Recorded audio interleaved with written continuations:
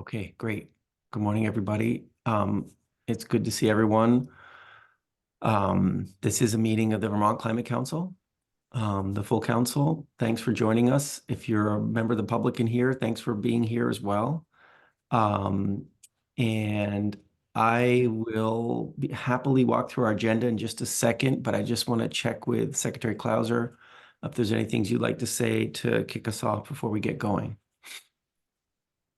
Thanks, David. Good morning, everyone. As usual, we have a pretty packed agenda today, so I'll turn it back over to David and let him get us started. Excellent. Thank you. Okay, great. So Jane's dropping links in the chat. I think the one that just got dropped in is the right one. It has our agenda. Let's just look at it for a second. I'll share my screen with it as well. So we'll do our usual housekeeping as we get going. And then our first thing right out of the gate is going to be an update on the clean heat standard. And we have Deirdre Morris from the PUC here. We've got Mia Watson, who's involved in the Equity Advisory Group or chair of the Equity Advisory Group for this process. And then we've got Elena should be here. There you are, Elena. Good to see you. Who was part of a group of folks who wrote a response as well. So we thought it'd be nice to sort of have all of those viewpoints and have a conversation about that. Just as a quick aside, this is something the steering committee thought would be important. This is something that's already legislation. This is sort of implementation. We know there's a lot going on in the legislature right now as well. And with the steering committee, we decided we would do a big review in June of how it all went down in this session of the legislature and the implications on the climate action plan. So we'll do that in June, but today we're going to focus on the clean heat standard and its implementation process. The bulk of our meeting today will be on this guidance document. And I sent you a reminder email over the weekend, sorry about that, to tuck into this. It's a 3-4 page document. And the reason it's important is it's guidance that the subcommittees are looking for, and they're going to need it soon. So we want to spend some time today feeling comfortable with that document. We can make real-time adjustments to it, and then we'll want to approve it today. So we'll do that. In the middle of that, we're going to take a break and do some public comment. So if you're joining us today, we're aiming for a 12:15 public comment while we're sort of in the middle of that conversation. I'm getting a little feedback, and I wonder if it's Dr. Levine's. Mark, if you have a second to mute yourself, that'd be great. Thank you. So in the middle of this, we're going to do some public comment at 12:15. We'll take a break. We'll come back. We'll finish the conversation on the guidance document. Again, this guidance doc, we'll talk more about it in just a second, but it has these pieces, has substantive areas of focus that you all as a council are particularly interested to make sure that subcommittees spend some time. It also has some suggestions around the process and the level of effort for subcommittees so that folks feel like they have a good orientation about really what they're being asked to do by you as a council. So we're going to go through that. And then at the end, we've switched the order to accommodate Mona's schedule. And Mona's available in this time slot, but not now. And she's going to come in. Mona's been a member of the Just Transition Subcommittee for a while and very active. And it's a great opportunity. And Kelly can say a little bit more about the intent. But the intent here is that increasingly in our Just Transition reflections that we want to keep doing, we have members of affected communities or members of different communities from Vermont come in and just talk. So we've given Mona some guidance about what we think would be most helpful. That's it. That's what we're trying to do. Any questions on the agenda before we dive into it? Okay, great. And I see some folks needing to jump off in the chat. I'll introduce one other person who you'll see on camera today, which is Charlotte Goodman, my colleague at CBI, who's going to be helping with notes and minutes and things. So you'll see more and more of Charlotte. We're very happy to have her involved. Okay, let's do it. Let's dive in. Housekeeping, our first is approval of the minutes. These are minutes back in January 29. For those of you who did your homework on Friday, you'll notice that it was the wrong link. It is now the right link. Although the minutes have been up the whole time. So let me just give folks a minute if they need to click through this and see if there's any concerns about the way those are fairly extensive minutes because they have some detail of the small group exercises and conversations. So let me just give folks a minute to click through if you need to and take a look at those if you haven't already.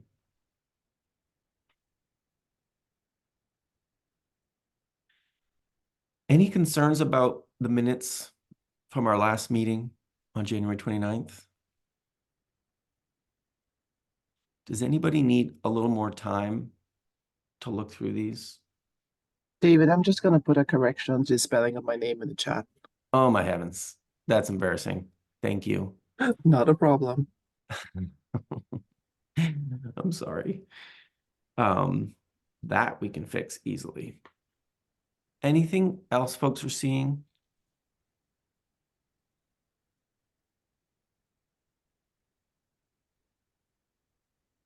Thanks, Jared. Okay. Anybody else need more? Anybody need time? Any concerns? Except for the typo variety? Okay. So with that, we'll treat these minutes as approved. Thank you all very much. Okay. Wonderful. So why don't we jump right in? Our first conversation is about the Clean Heat Standard. We've asked Deirdre Morris from the Public Utilities Commission to kick us off. And just so everybody knows, so roughly we're thinking of, up to 15 minutes of presentation from Deirdre. And then we've got another 5 minutes where Mia Watson can say a little bit about what's going on with that equity advisory group. And then another 5 minutes for Elena. And we want to have some questions. So I encourage all those presenters to help us stay within time so we can have some questions and comments from the council on the back end of this. So Deirdre, why don't I turn it over to you? And if you need to share a screen or anything, just let us know. You should be able to. Sure. Yeah, so I'm hoping this is kind of a conversation. I'm just gonna kind of bring to life the checkback report that was submitted to the legislature about a month ago. So just by way of introduction, my name is Deirdre Morris. I'm a policy analyst with the PUC, brought on specifically for this clean heat standard work. And like I said, what I'd like to do is just kind of go through this checkback report at a high level so you all can have a real life update on what this looks like, on the ground, getting this program started. So really the report, in future years, next year, the checkback report envisions, a much more quantitative assessment of impact of the program. But at this stage in the design process, we really have what we could report is what we've done so far, efforts undertaken to get it going. So, first and foremost, there's obviously a number of personnel required to get this program going. So the commission hired 3 staff, myself included. We also have a Department of Energy fellow that's largely full-time on the project, and then significant existing commission staff time dedicated to helping out. Everybody was on board about September-ish, and pretty much right away, we got solicitations out to get advisory group members, both for the technical and equity advisory groups. Had those applications come in, tried to align those with the seats that were envisioned in statute. And those groups were assembled probably around Thanksgiving and had their first meetings around then. Have probably each met, 5, 6, 7 times each, and are now both groups are meeting bi-weekly and are really starting to get a cadence to their work and getting their arms around the work and trying to focus really on the specific statutory tasks that they're charged with. We've also gotten the 2 consultants on board. So we have our public engagement facilitator on board who is starting his work he's really going to be focused on making sure that this process is accessible to folks that are not typically engaged with commission proceedings. So going to be hosting those public hearings and making sure that those impacted by the program and are aware of it and are part of this process, this design process. So that's getting off the ground. We've also brought on Opinion Dynamics as our technical consultant. So their scope of work is really about characterizing the measures, the clean heat measures that will be eligible in statute, and what that emissions replacement looks like, So they're going to be developing a technical reference manual as a result of their work.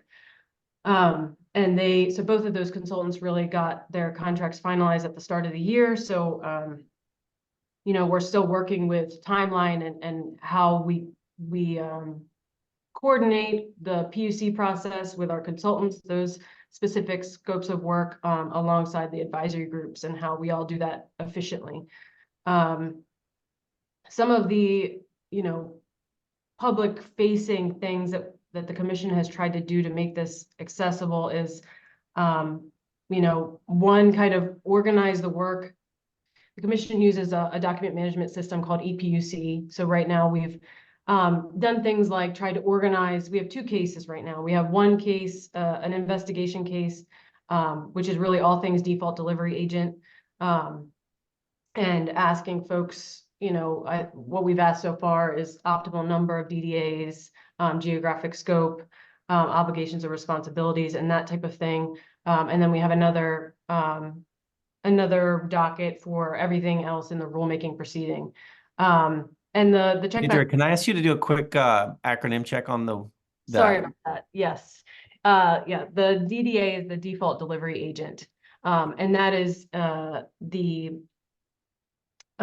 entity that is responsible for delivering measures in absence of obligated parties delivering, if they don't have a plan themselves to deliver those. And so we have those 2 cases right now. The checkback report kind of quantifies what kind of activity we've seen in both cases. So, I think we've had roughly, a month ago. So now we have over 10, requests for comments. We've had a number of workshops, substantive workshops on things like credit ownership and annual registration and that type of thing. We had an information session with the fuel dealers and received, well over 150 substantive comments from participants so far. So, and another milestone was, the annual registration that was, we asked fuel dealers selling fuel into or in Vermont to register with us by the end of January. So standing that up was a significant undertaking, making sure that was accessible to fuel dealers. And we did end up extending a grace period for not enforcing against fuel dealers up until the end of February, based on feedback we received from fuel dealers that it wasn't enough time. And we're kind of sifting through that data right now to try and separate out obligated parties from those who registered, making sure we have those 2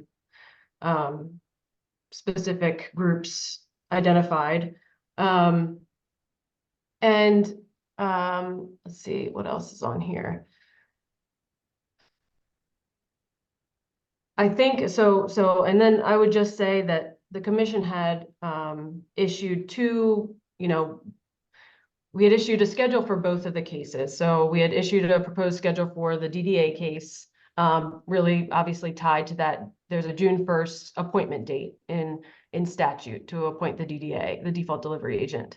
So that schedule was out and it has been amended and based on feedback, and we're trying to align that and still meet the June 1st deadline. And the same thing for the rulemaking case. We had, we really, based on the complexity of what needed to happen, in this year, we put forth a schedule in the rulemaking case that kind of separated out statutory task and when we would be asking the public about it. And we got a lot of feedback on that. And we asked generally how is this working on the participant side? And that's where the commission in its executive summary and really felt it was our responsibility to report in the checkback report that, the folks who are participating in this, there was a pretty consistent theme that it was difficult to keep up with, based on the complexity of the asks and the turnaround time of what we were asking. So that was kind of up front and center in the checkback report to just say, folks are rising to the occasion. There are a set number of participants that are frequently and routinely participating, but that is feedback that we received, that it was difficult to keep up, and just that the commission has its own concerns about quality of feedback and the ultimate rulemaking based on the crunch timeline, but that it was not a request for an extension. So I think that that's kind of and I'm looking at the time here. I want to keep within my allotted time, but I think that's generally where we are. We're trying to move very quickly. We're at the moment developing an amended schedule that really, I think the commission has a lot more context now that we have everybody on board. We have the Department of Public Services consultant on board, MV5, who's doing the potential study that's due in September. We have our own consultants on board who have, will be developing the measure characterizations, and we have the advisory groups that are now getting more familiar with their own scopes of work. So I think that amended schedule, once we're able to refine that, it'll continue to be tied to the January rulemaking date that's due in January 25. But just wanted to mention that that's in progress as well. And I think that's about all I have on my end. Thanks, Deirdre. And I'm just noticing also in the chat, and we have a sort of range of folks in the council of people who are really, really into the day-to-day on this and folks who aren't. And I'm just wondering if you could back up and do the 60-second version of where we are in the bigger process of there's a clean heat piece of legislation, and you all are charged with doing the rule to actually implement it, and there's a timeline. And could you just do that 60-second version of sort of the overall picture of what's at stake here? Sure. So, the clean heat standard was passed in May of 23. And the commission is charged with designing the regulatory structure and proposing a rule to the legislature to vote on in January of 2025. So in the last 6 months or so, since the commission has hired staff and we've gotten people on board, we're in this design process of what should go in that rulemaking process.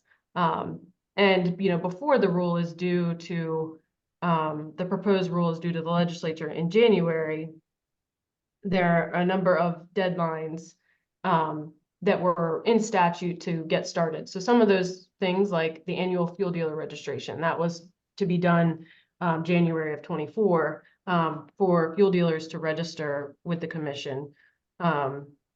And so that we can have an idea of who the obligated parties are or would be in the state.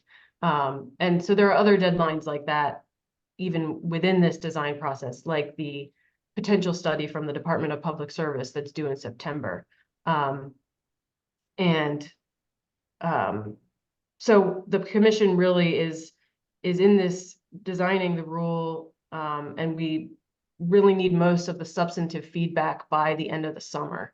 So, by the end of August or so, we need to have the substantive information that's going to go into the rule. Is that That's great. I think I'm too into the weeds to sometimes back out of them.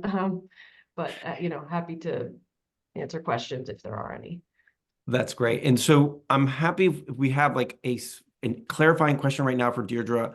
I do want to get the other two folks to weigh in. Oh, great. That seemed to answer the question. So maybe Mia, if you want to say a few words about the council, the advisory group you're working with, that would be really helpful. And then we'll get that final viewpoint as well. Sure, yeah, I'm happy to. So I'm Mia Watson. I am the Equity Advisory Group Chair. In my day job, I work at Vermont Housing Finance Agency, where I manage our energy programs. Yeah, I would say that I think we're getting going on the EAG. We're definitely off to a little bit of a slow start. We started meeting in November, but there wasn't a clear plan for staffing or facilitator support for the EAG, and that's something we had to work with the PUC on. So our facilitator, Ashira Pelt from the Consensus Building Institute, only came on about 3 weeks ago. So I think she's still getting started as well. But we've had some good discussions about how to start processing a timeline and information sharing and all the things that we need to do outside of our meetings to make the committee run effectively. So I'm really hopeful that we'll start producing a lot more work product now that we've got more frameworks involved. But like I said, really just getting started on that front. Yeah, the way I see it is I think at a high level, our EAG group is responsible for global equity concerns, but especially on the process equity, making sure that the standard is developed, hearing feedback from Vermonters, especially historically underrepresented groups. And then of course the design equity. Does the clean heat standard produce the most equitable outcomes possible? So, I think following along those two tracks. Certainly gets more complicated as we've tried to get our heads around sort of what's going on in the TAG, the Technical Advisory Group, PUC work product, responses to the docket and public comments, and sort of how to follow all that and intervene at the appropriate points that, an equity voice should be heard. And then also developing our own equity framework and research to result in our ultimate deliverable, which is a January final report to accompany the PUC's final report to the legislature. So that's what we're working on. And I think, we've had a lot of good discussions about where our equitable concerns are. Certainly, consumer protection and how households will experience the clean heat standard as it's implemented is top of mind for us. So I'm happy to answer any more questions about our work. Thanks. Thanks, Mia. That's really helpful. Should we hear the final piece? There was a letter from a number of environmental organizations sent on the back end of this report. And Elena here from Conservation Law Foundation is here to talk about that. Why don't we hear that, and then let's have a conversation amongst all of us and the counselors. Elena, if you'd be willing to introduce yourself and say a little bit about why that letter was written and what it says. Yeah, sure. So thank you. My name is Elena Mahali. I'm the State Director of Conservation Law Foundation, or CLF, here in Vermont. For those that don't know CLF, we're a nonprofit environmental advocacy organization using the law, science, and policy to drive climate solutions forward across New England.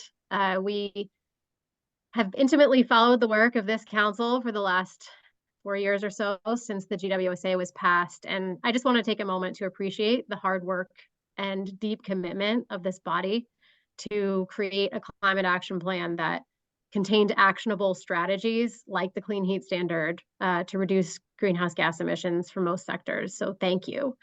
In terms of Vermont's thermal sector, just zooming out for those of you that don't live and breathe the thermal sector work, just a reminder that over 70% of that energy use is fossil-based. It's a tough sector to tackle, but it also means there's a lot of opportunity for decarbonization there.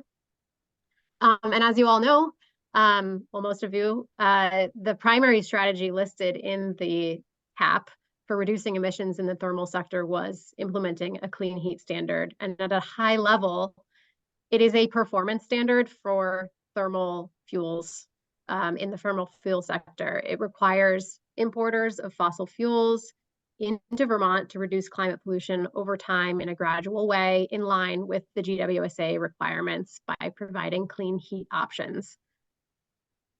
It is a market-based solution that 10 other states are pursuing right now. Vermont is not alone. And if set up correctly, it is supposed to provide a structure and clear signals to guide fuel providers as they transition their business models to serve cleaner energy options.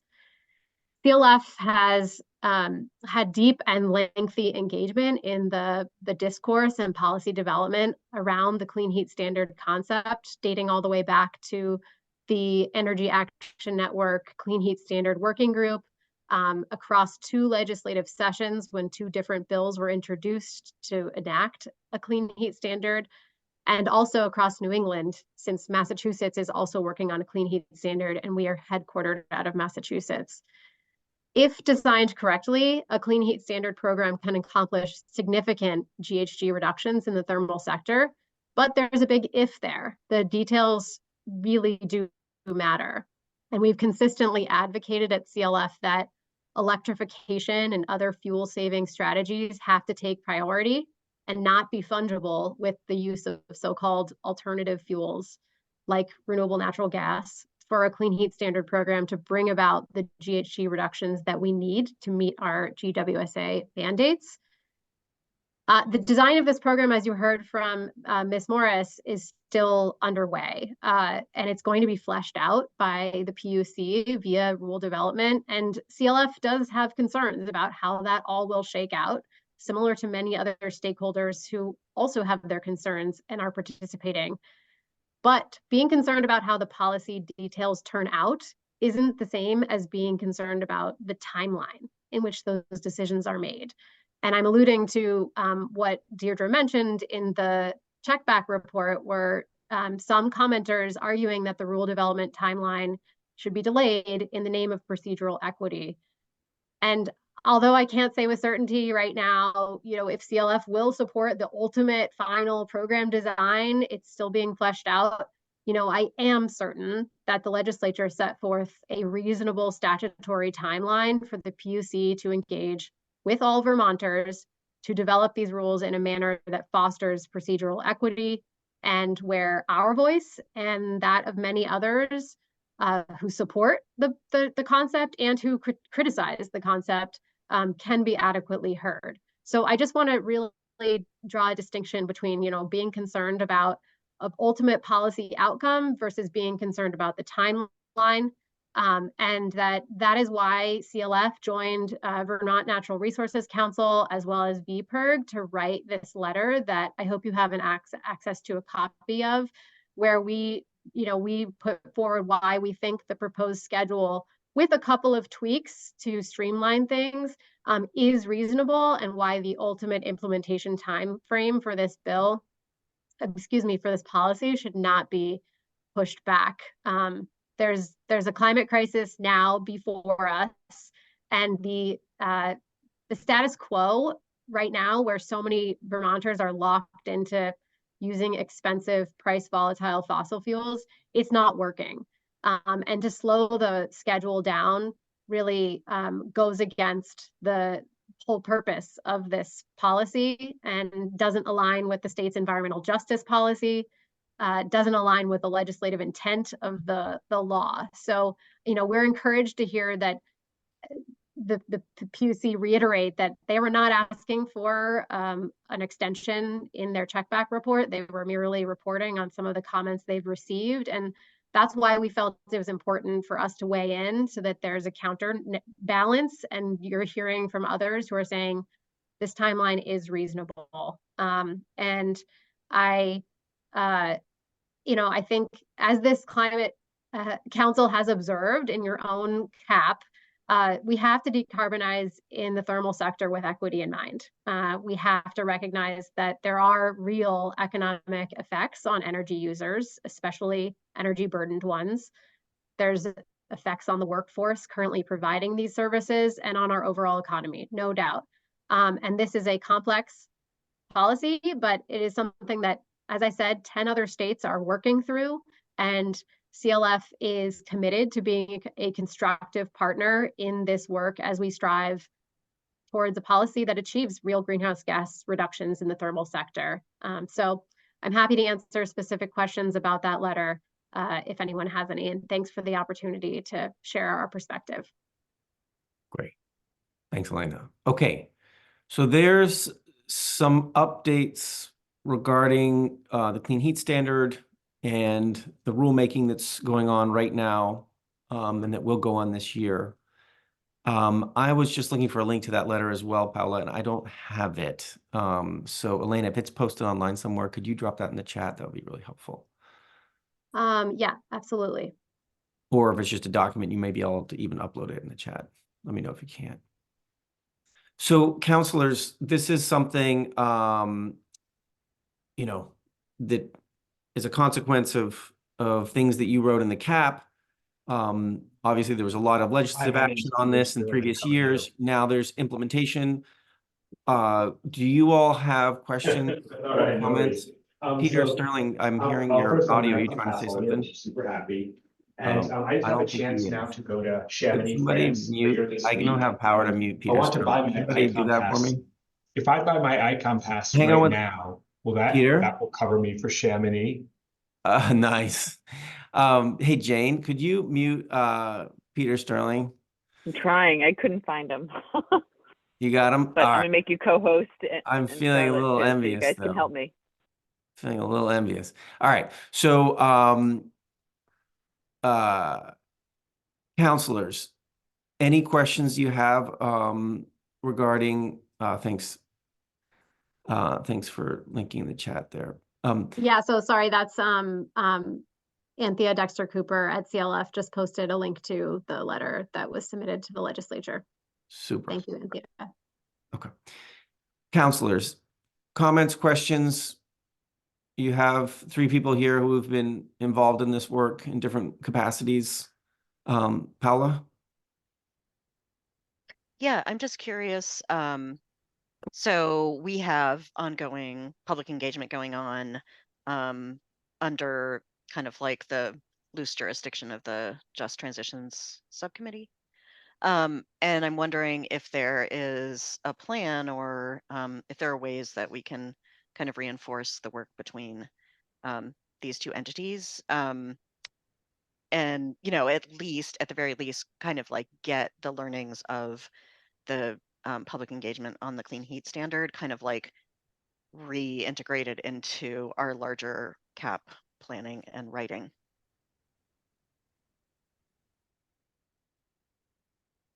I love that idea. I'd be interested to think about how that works in practice. I'm turning to Jane a little bit, and Kelly from the sort of Climate Action Office and Just Transition Subcommittee side, and then Deirdre and Mia on your side. Like, what is it? How might the different types of work that we're doing in engaging the public in equity-focused engagement be complementary? I think that's what you're trying to get at, Paolo, right? It's like, how do we do this thoughtfully together? Right. I know we're not doing it together, but is there a way that we can help each other not have to reinvent the wheel in terms of, or just even a framing of like how the 2 kinds of public engagement kind of like reinforce or are different from each other would be helpful. Yeah. Yeah. I'd be interested to hear from both sides of that equation, from the Climate Action Office, from Kelly, from Deirdre, from Mia. How might you envision some helpful or complementary conversations there? I guess I'm happy to start. And I'll just say that, the hiring of Sophie Deltrop, who manages our community engagement and communications in the Climate Action Office, was very much intentional so that we had this hub, so that we were leading and supporting our own engagement in service of multiple initiatives, but also being able to have some additional capacity to take in and learn from other engagement that was going on, so that we were building off of and complementing that work. A good example, and honestly, we haven't thought very intentionally about what that looks like with the clean heat standard, but a good example of something very similar was the work that we did, not directly in support of, but in partnership with the Public Service Department. They did their own engagement that went really deep around the development of the renewable energy standard. All of those comments, that feedback, that work is all like within our system too, so that we're tracking those comments and that feedback and building a system that touches on climate policy across the board, We also have the capacity and space to do that and touch on that work when we meet with the Interagency Advisory Board for the Climate Action Office to coordinate that kind of work more broadly about climate solutions across state government. So I think it's a good point to raise up about the clean heat standard and the work that's happening and the timing of that, especially as we think about what the engagement looks like for the next climate action plan more intentionally. And I'll say that David and Sophie and I are actually meeting tomorrow to map out a rough timeline for what the climate action plan engagement looks like so that we can be reporting back and thinking about how that works with all the other engagement we're doing. Thanks, Jane. It's a nice image. Deirdre or Mia, Yeah, I mean, I'll just say I appreciate you raising this. I think a lot of this work, especially in the beginning, has been trying to coordinate folks who are doing similar work and not trying to inefficiently overlap. So I appreciate you raising it. And I can get in touch with maybe Jane, maybe someone else to see how we can link our own public engagement facilitator with the work that Climate Council's public engagement and see where, you know, some shared efficiency can be had there. I think that's great. and there was a question in the chat, Deirdre, just about if you did the 30-second version of the kinds of public engagement you're doing, how you're envisioning that, like what's actually going to be happening in the coming months. Sure. So, you know, of the however many requests for public comment, we've already put out 12 or 15, something like that. So the public is welcome to chime in on those requests for input. But the way we see, we know that can be fairly limiting. Folks that are really familiar with PUC proceedings probably feel more comfortable weighing in there. So we see the public engagement facilitator as really finding who he has not hosted any meetings yet. I think we envision those happening starting, I think, next month. So we'll post when those will be, those public hearings on our Clean Heat Standard website.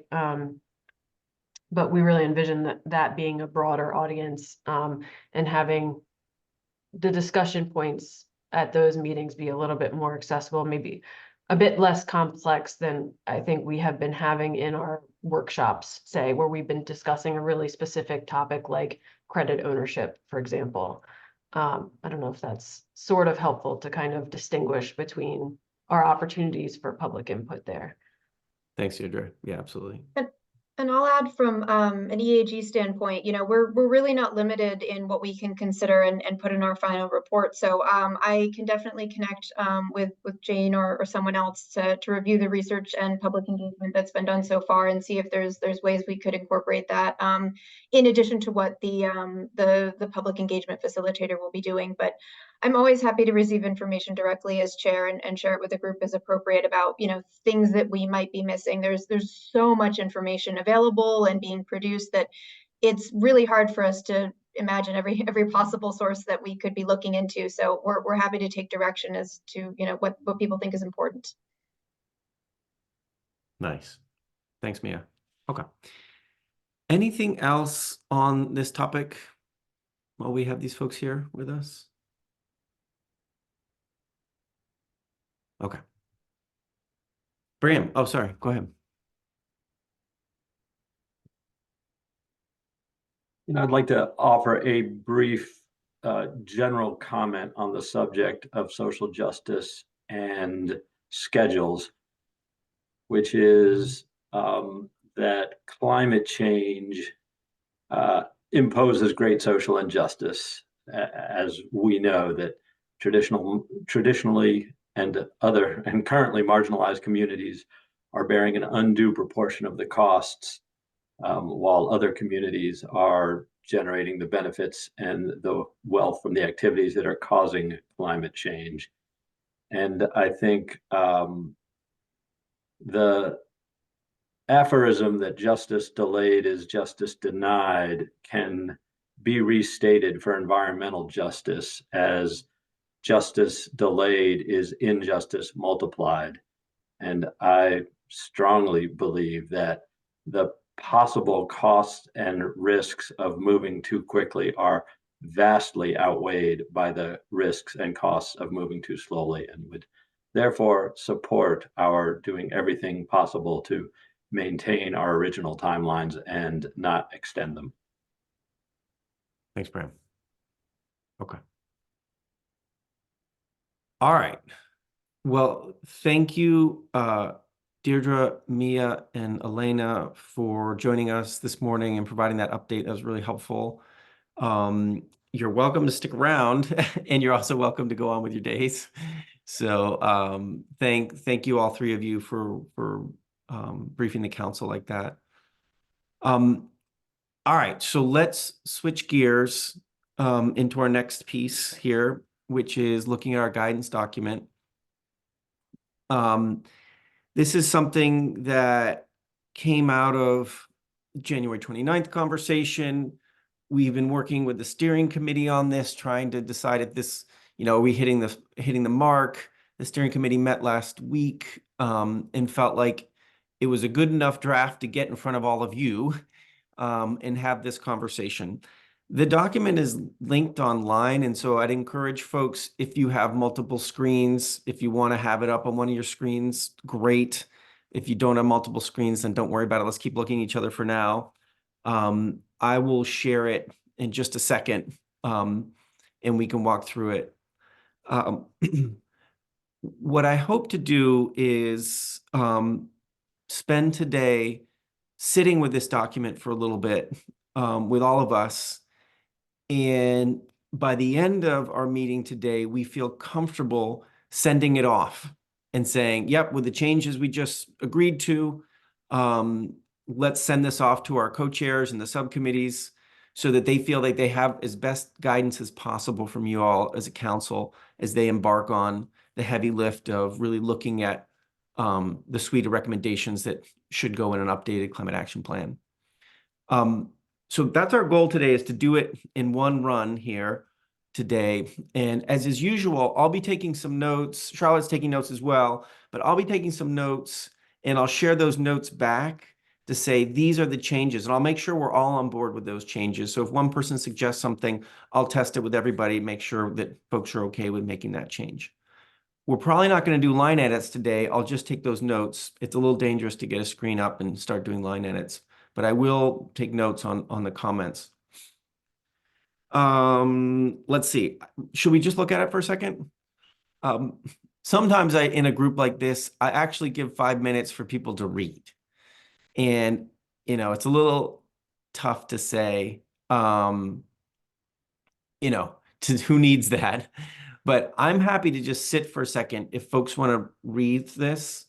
Hang on just a second. I will recognize we sent it out on Friday, and so it's not super fair in terms of the amount of days you had to read through it. This is the document I'm talking about. Just let me share my screen for a sec. And I'm just going to sit quietly for a moment. And if you have it on your own screen, great. If not, I'm just going to I'm going to read it to myself again. And I welcome others to read it as well as we do this. It's just going to be in silence, so don't get scared. It's just a couple minutes of silence here while we go through this document. If you want to read it on your own screen, that's fine too. But just to remind ourselves what's in it, maybe you glance through it on Friday. So let's just sit for a second and read this thing. I'll scroll at my pace of reading.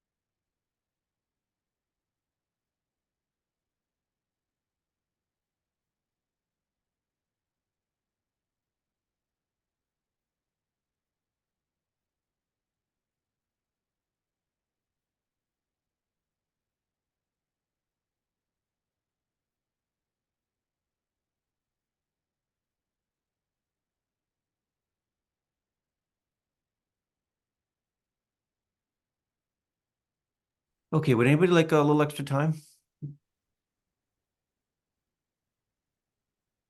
Sorry.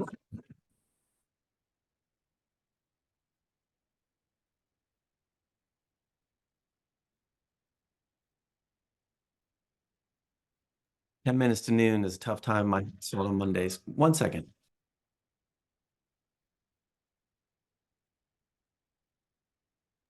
Okay, great. So I wanted to start by just looking at sort of the overall intent, whether we're addressing the right things. My expectation is, let's talk a little bit about that. And then let's talk a little bit about the level of effort and intent, sort of output, excuse me. And let's save for the end the substantive focus areas. And I want to do that last. All right. So if you're tempted to go into the weeds on that, let's hold that and save that for the last part of our conversation. In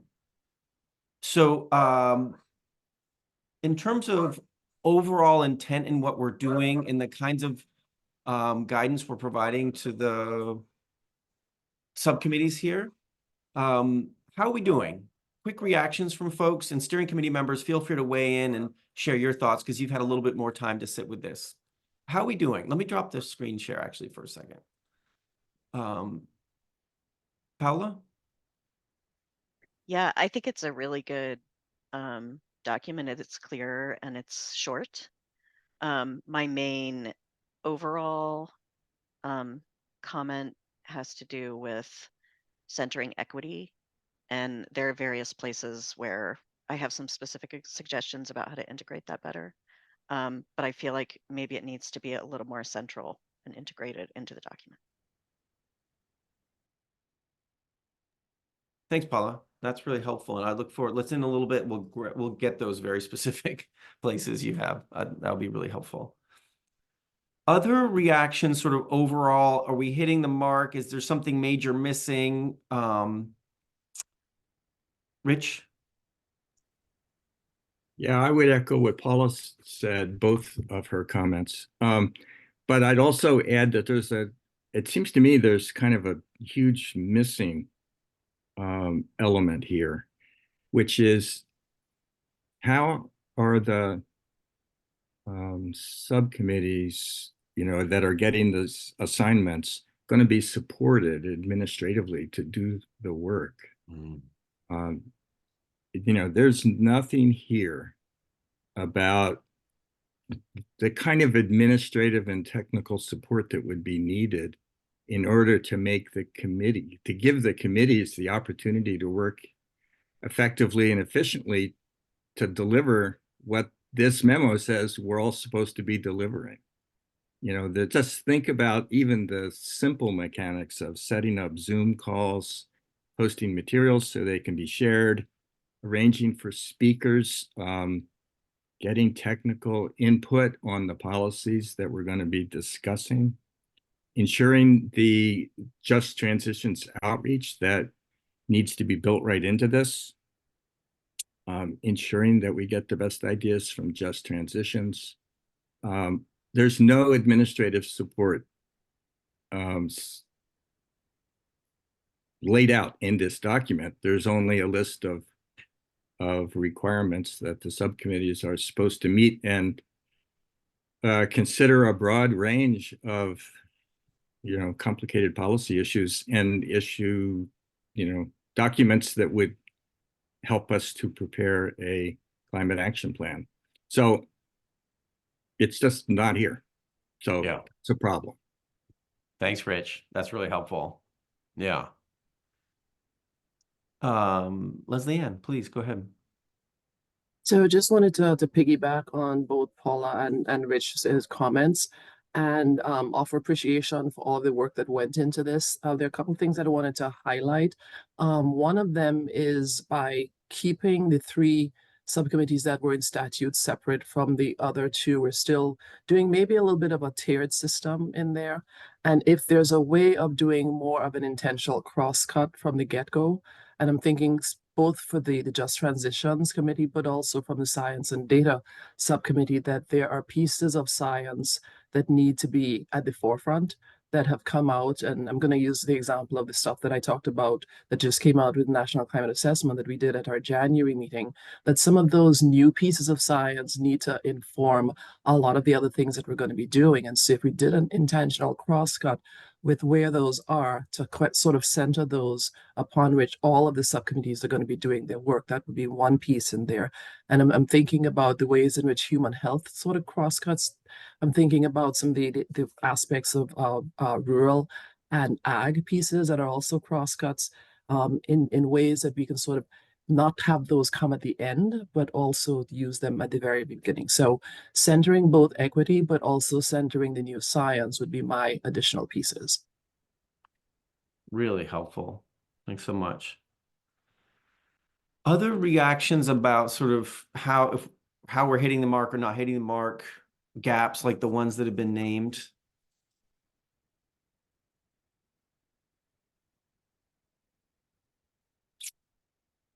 I'm tempted to actually try to, since we're going to try to do this now, of the three things that were just named, and I'll go to you in 1 second, Michelle. What I'd love to do is, I'm happy to do the double click on those three right now. If folks have some ideas on that, so we feel that we can, we know how to do the edit after this call. Like, so Michelle, let me grab your comment, and then I want to circle back to these three things that were just mentioned, and see if we can do a double click on them. Michelle? So I guess I would like to just chime in relative to Rich's really clear articulation of the lift here, and know that we ran into issues with this the first time around with Jane and her team and staff from my office and other offices in the administration who participated extensively along with others. I want to acknowledge the lift that other members of the council and subcommittees made on the administrative front. And I think we all know that became an obstacle for everyone in the first time around. So if there is going to be the expectation that subcommittee co-chairs who are from the administration are going to be carrying this weight of administrivia, then we just need to plan for that, is all I'm saying, so that we make sure we're building in adequate hours into our resource budgeting for the course of this effort to be able to deliver appropriately. That's all I would say. Thanks, Michelle. And that's nice that it carries us into a conversation. And I don't want to say, there may be more than three, but you all have articulated three things that would be really good to do a better job of in this document. One is the equity piece. One is the equity piece. One is the admin piece that Michelle was just following up on. And then the other one is this intentional crosscut of the 5 subcommittees, in particularly around science and other things, and how we do that, linking up a little tighter in this document and in our process. So let's pull on the admin thread for a second here that Michelle just left us with. Jane or Secretary Moore, I'd love to get your vision about how this is going to happen. I know that you're in the process of hiring somebody. I'd love to get as clear a vision as possible from ANR and the Climate Action Office. And then let's figure out what we want to put in this document that reflects sort of what we got. So,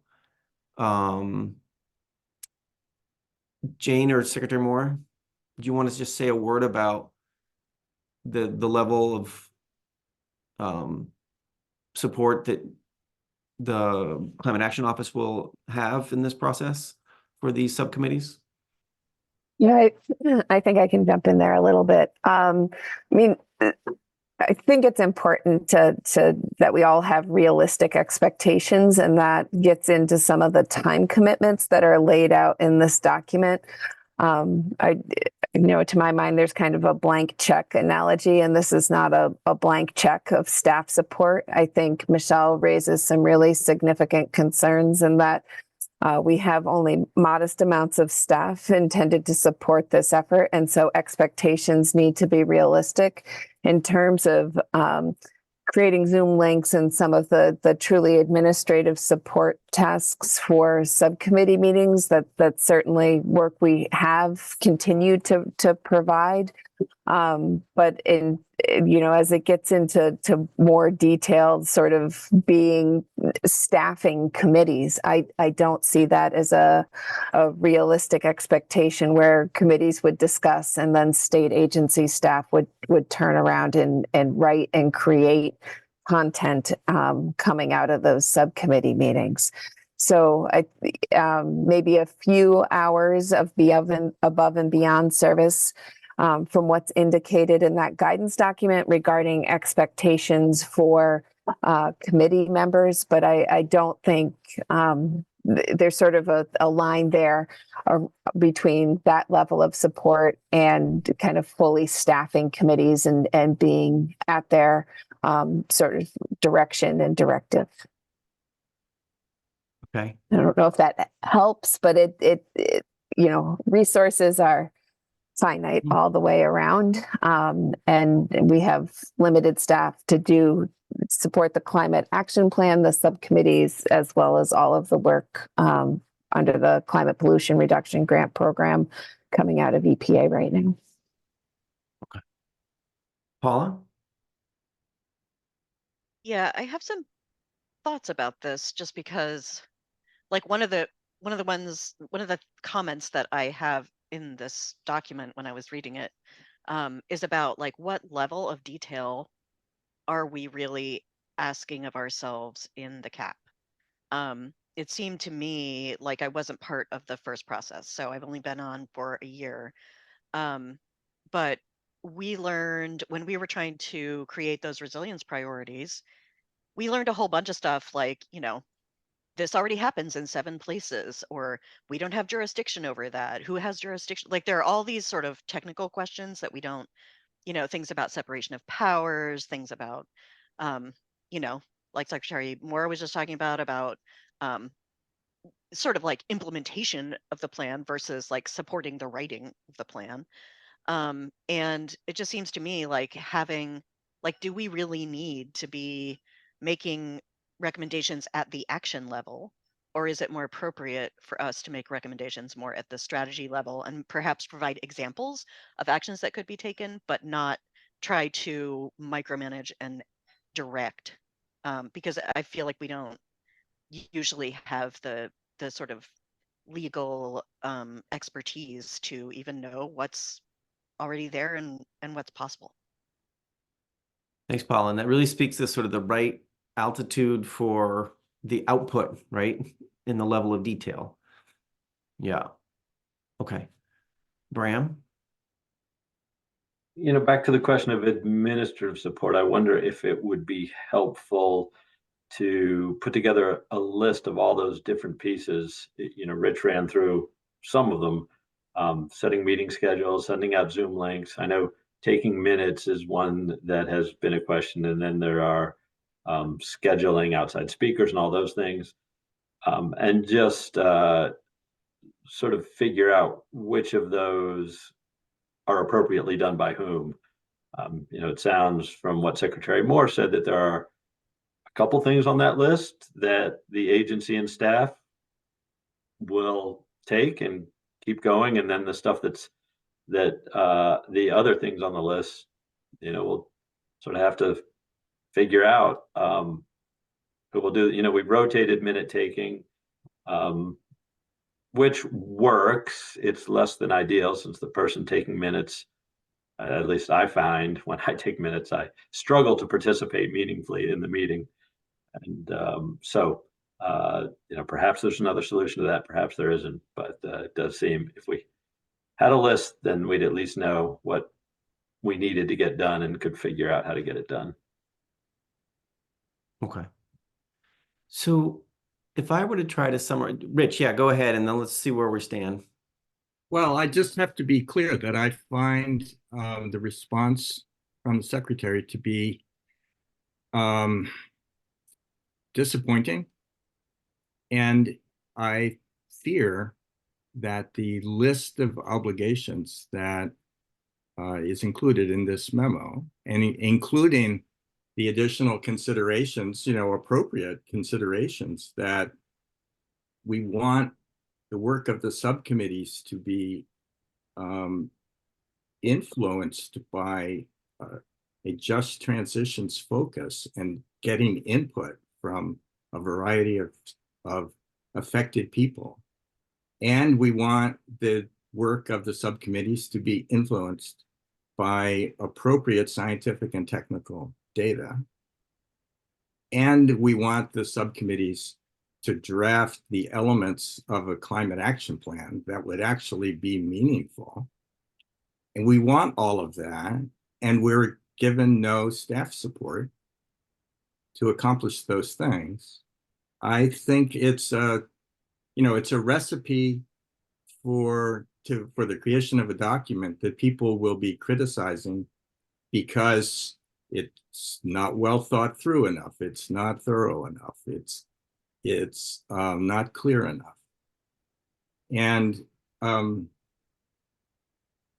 we accepted a lot of these limitations the last time because we were really under a time constraint. This time we're not so constrained. And so I'm just raising an alert that I think we're going to end up struggling to fulfill our obligations without greater support from the state agencies that, as was pointed out appropriately, people last time from the state agencies delivered a lot of helpful support. And what I'm hearing today is it's going to be less this time. And yet the obligations and the expectations are higher. I would reflect, we do have, and I recognize I didn't indicate it initially, a commitment to the public outreach and engagement component. We have staff dedicated to that. It's a broader public engagement strategy, but that piece of this work, I feel like, is well tended to and certainly part of our ongoing commitment to the council. It's more of the effectively staffing the subcommittees to do the subcommittee work, where I think we may have slightly different perspectives about what capacity is required. And some of that, I think, comes back to the point David was making about choosing what elevation we enter in, and some of the suggestions Paula made.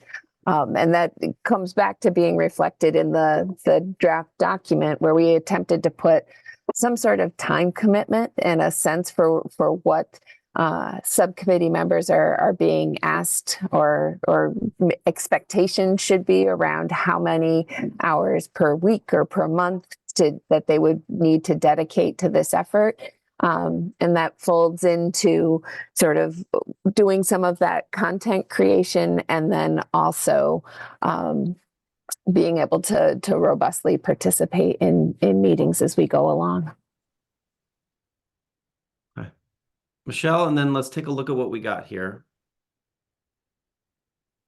So I think I just want to maybe seek some clarification from Secretary Moore, others, relative to the goal of this update to the climate plan. So I think in my mind, when I think about our agency's planning documents, there are documents that have to be updated every period of time. And sometimes if there's been a significant change in the lay of the land, we might do a very robust, you might even call it a rewrite of the plan, to really encompass the changing dynamics within that particular sector. Other times we may have really taken a deep dive the time before, and so therefore we're doing simply you know, reviewing, like it says in the guidance document, reviewing the elements we came to last time. Are there any changes impacting those elements? And is there anything else out there in the industry that we should be aware of, that we should be bringing into the document that may have arisen since last time?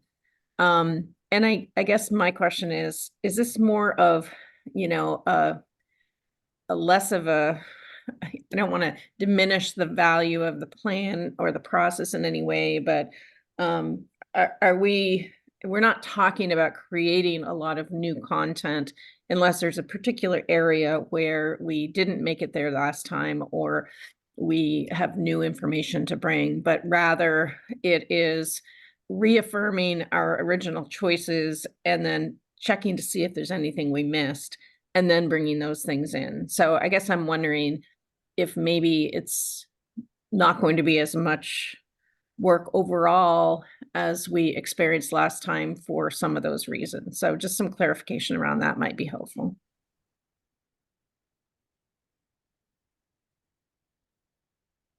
I think whoever wants to weigh in on that, feel free to weigh in. We've talked a little bit about that.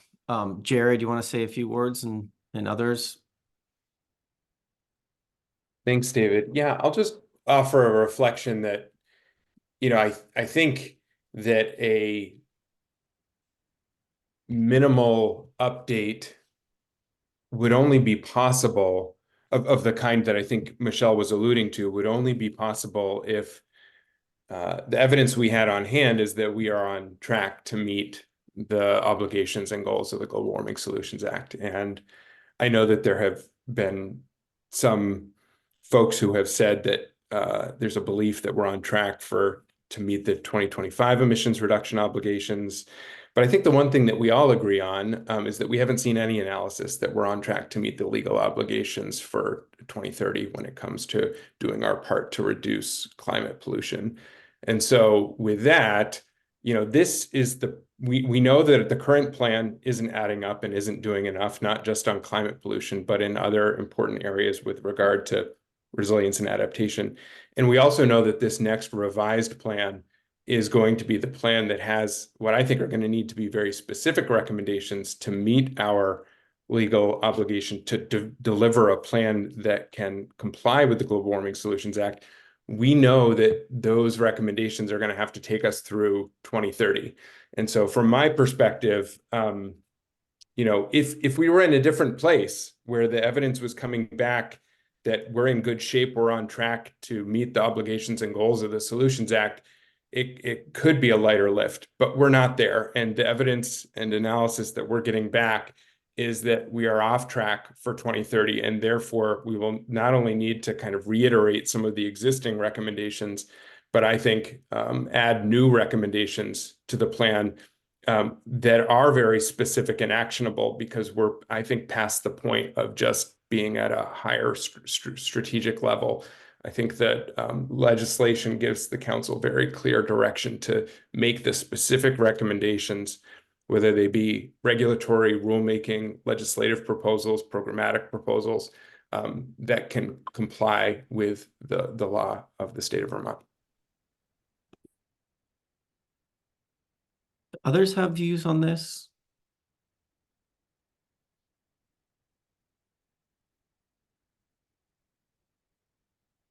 Okay.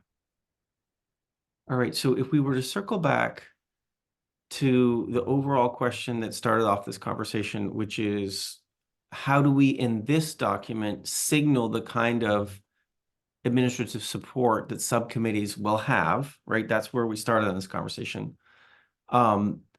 Let's think about what we're able to put in the document right now. And if there's some other thing that you want to kick off now as part of this conversation that would provide even more clarity going forward. Why I say that? Because, for instance, Graham's suggestion of, can we actually list this stuff out and do a more detailed piece of work around who actually is going to be doing what kind of support? That's not something we're going to get ready for this version of the document, but we could signal that that is something that's coming, and we'll, you know, we can be providing that. So I've been taking notes. My notes aren't super great, honestly, I have to admit. But if you look at my notes here, I'm I'm in this section here, the admin support part, folks.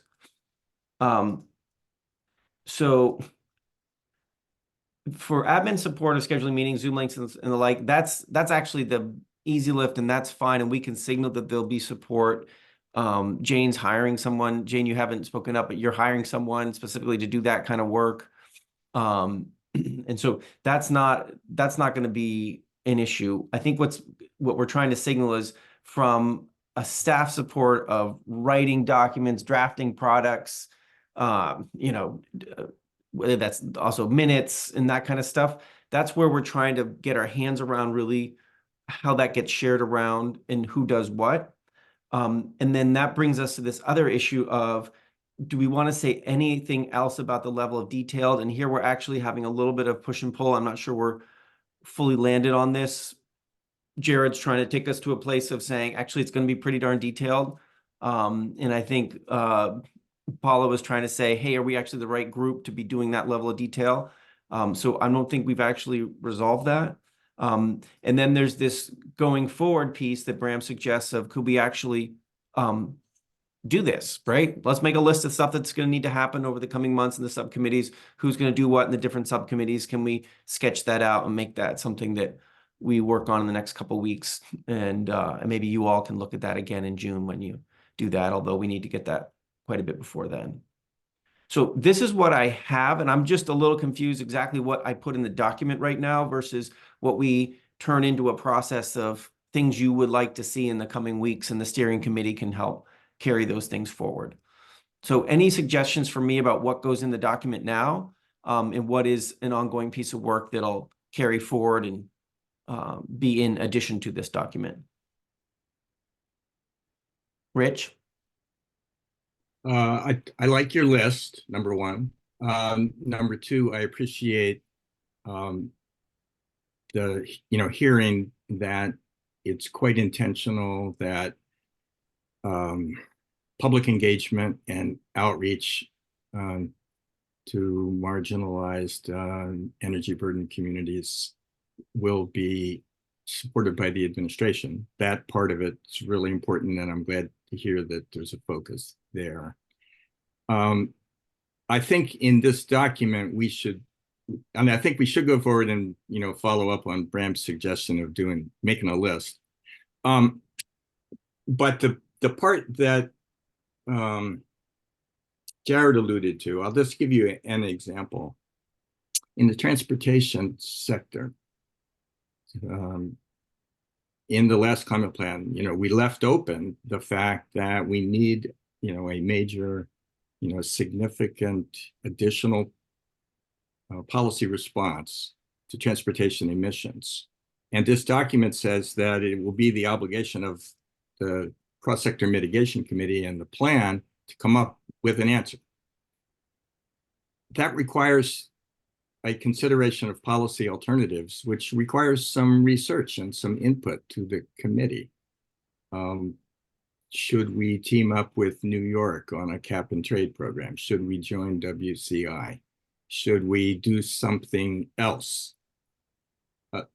That kind of input is going to be necessary for the subcommittee to make a policy recommendation. And I would have expected that some staff support to the committee in arranging to get input like that would be on offer, and that one way or another, either through the administration or through a grant, through a federal grant or something, there would be staff support to bring in the information necessary for us to make some good decisions. Rich, can I just check on something though? Because on that example you bring up, there actually, not only is there staff support, there's consultant support in the whole report being commissioned, right? So on that particular example, and it's something I just realized is not in my bullets, is there's consultant support. Maybe that's why you raised your hand. Yeah, it is that I think there are a handful of studies we've committed to using resources we've pulled down under the initial climate pollution reduction grant that are intended to be informative of the efforts to revise the climate action plan, and probably that transportation piece chief among them, but certainly not solo. And I think maybe bringing a list of those planned studies into this document, David, could also be helpful here, because there's a significant commitment of, frankly, staff time and capacity here, as well as in VTrans and Public Service Department in overseeing and managing that work, but also what we're hopeful will be some rich work products that can inform the subcommittee's efforts around the climate plan. Thanks very much. That's terrific. And then maybe what's lacking in this document is a sort of a game plan for integrating these major studies into the workflow of the subcommittees, so we can plan on having that information in order to do what's expected of the subcommittee. Yeah, I think we could certainly provide not just a list of the studies, but also sort of their major milestones and deliverables, so folks will have eyes on the timing of receiving each of those pieces of information. Yeah, thanks very much. I think that's what's needed. Nice. Okay, that's great. Joey, then I want to break for some public comment, because we're about 5 minutes behind that, and then pick this back up after a break. Joey? Thanks, David, and thanks to everyone for the good work here. I very much appreciate the brevity. I also appreciate some of the suggestions having been offered from Paula, Leslie Ann, Jared, Rich, others, and in circling around some good ideas to weave into this document.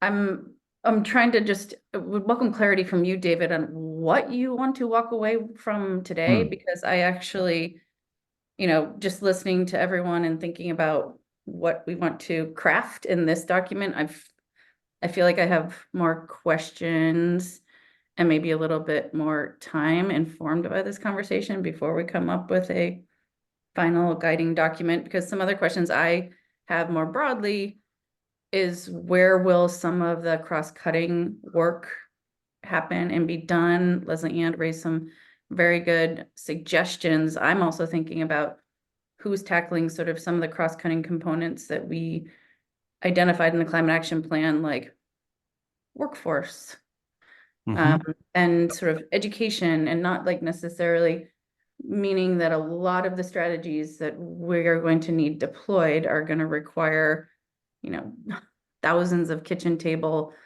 conversations or community by community conversations to, help people understand and access different types of solutions. So, I mean, what are those sort of wraparound solutions that we're going to need? Who's tackling them? Because I think that there has to be some thinking there. So I just want to flag that. Also, just sort of like, where do we fly for this? I appreciate both Paula's question and Jared's point that there's going to need to be a lot more work to be done, but maybe that work is tailored towards what are the critical priorities that ensure that the plan adds up. And that some of the questions I have is, like, we need to clarify our prioritization process, and are we going to be using the same scoring rubric? So I have like a bunch of different questions. I think that this is incredibly useful, and I'm just benefiting from the conversation that we're having, but I wanted to sort of just get a sense from you, David, on what's the process, what are we trying to circle around today, and where can we potentially have a little bit more time to craft a planning document and a process that ensures that we have a climate action plan that adds up in a way that meets the letter of the law with its intent around equity, both in process and ultimate like program and policy design. So more questions than answers, but what we're trying to do now today, and then a little bit looking forward, would be very helpful. Thanks, David. Or maybe Jane, I don't know who can help. Yeah, and whoever wants to help here. I think, Joey, my quick answer is, what we're trying to do today is make a version of this document that feels like a very good starting place for subcommittees to start their work, right? In essence, a 4-page document is not going to answer every question, right? It's going to be a starting place. and some of the detail you talk about of how are we going to prioritize precisely? Like, what are we, like, how is that process going to work, right? How is the just transitions scoring rubric going to be incorporated in precisely into the work? We're not going to get into that in this document, and we do need to get into it as we get further along in the process, right?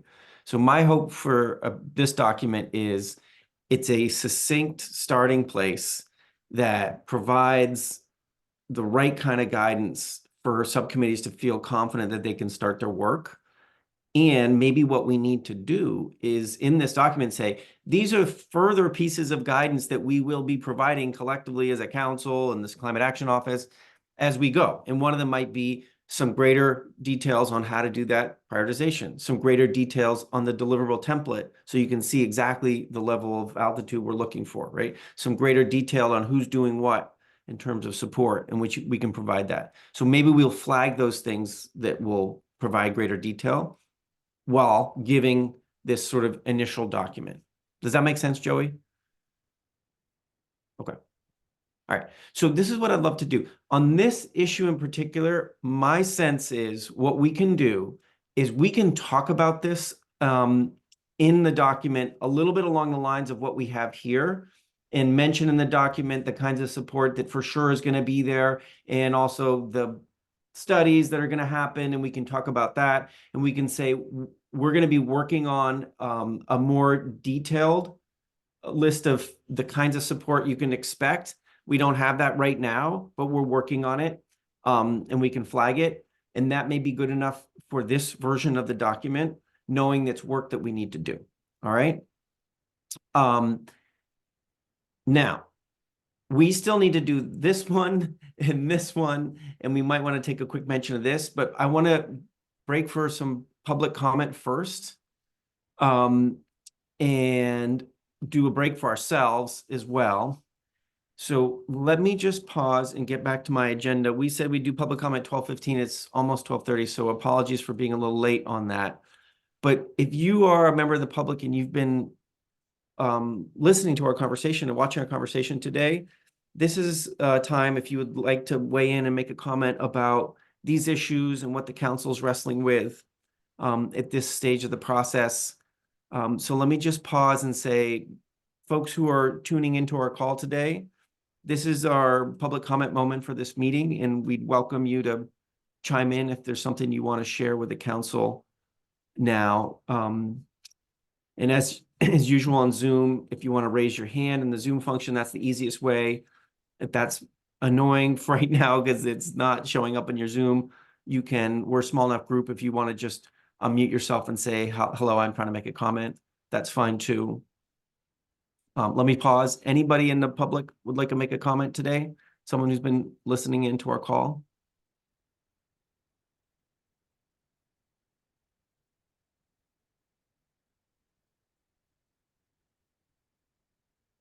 Feel free to drop something in the chat. This is a good moment. This public comment moment is a moment for you to use the chat as well.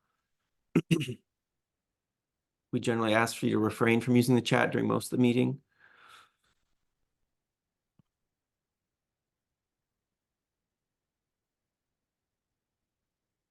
Okay.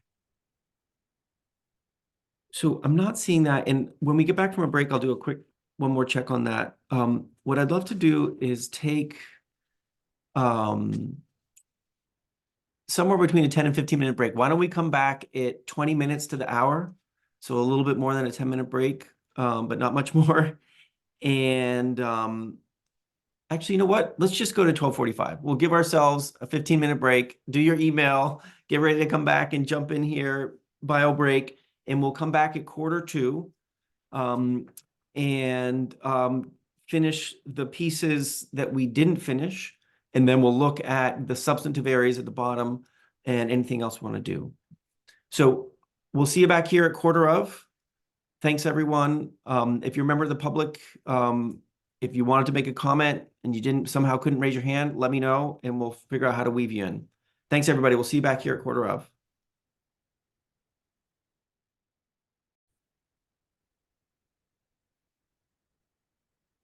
All right. So when we left off, we had got to something feeling like almost a conclusion on one of three big issues that were brought up. I wanted to pick up again on the other two issues and then circle back, see what else we want to do. And then I want to make time for the substantive part of this as well. And we need to finish this all up by 1:30. So here we go. The other two issues, one, Jane, I already did it. There we go. Yep, sorry. I forgot Sorry. that you could. Yeah, it's all good. All right, so here we go. Let's dive into the equity issue, and then we'll do the intentional crosscut issue.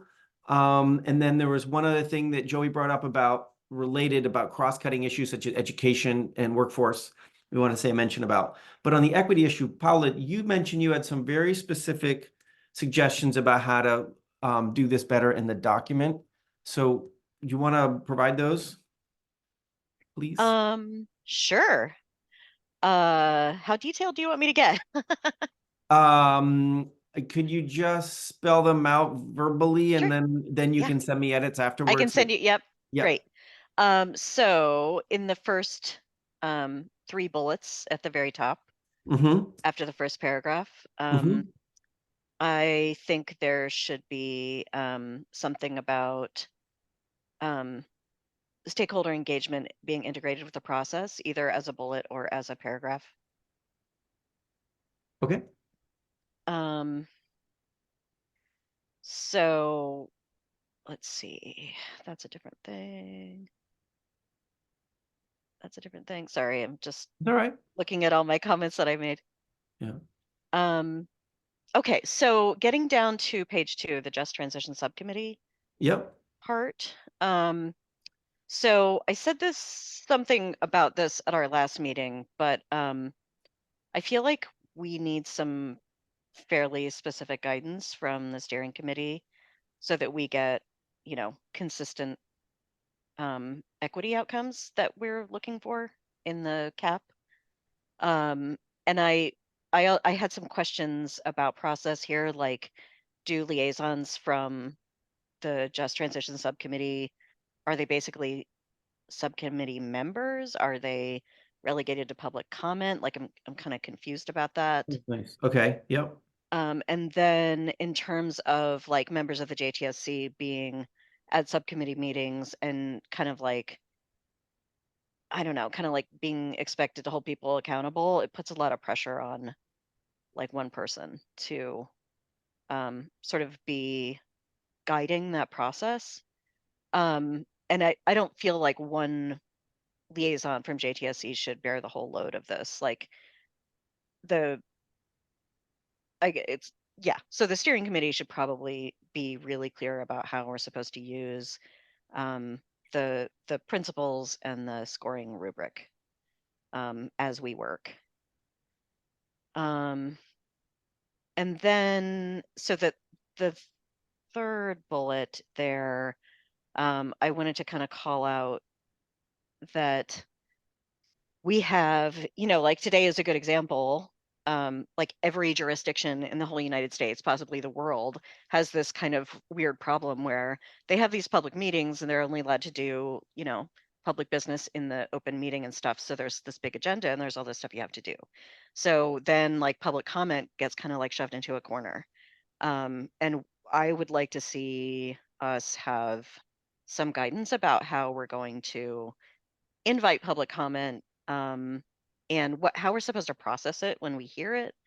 And just kind of like, if we're going to be opening, like, if we're going to be really centering equity, we need to be able to have more stakeholder voices. And I just like, again, just like some much more explicit understanding of how this process is supposed to work. Okay.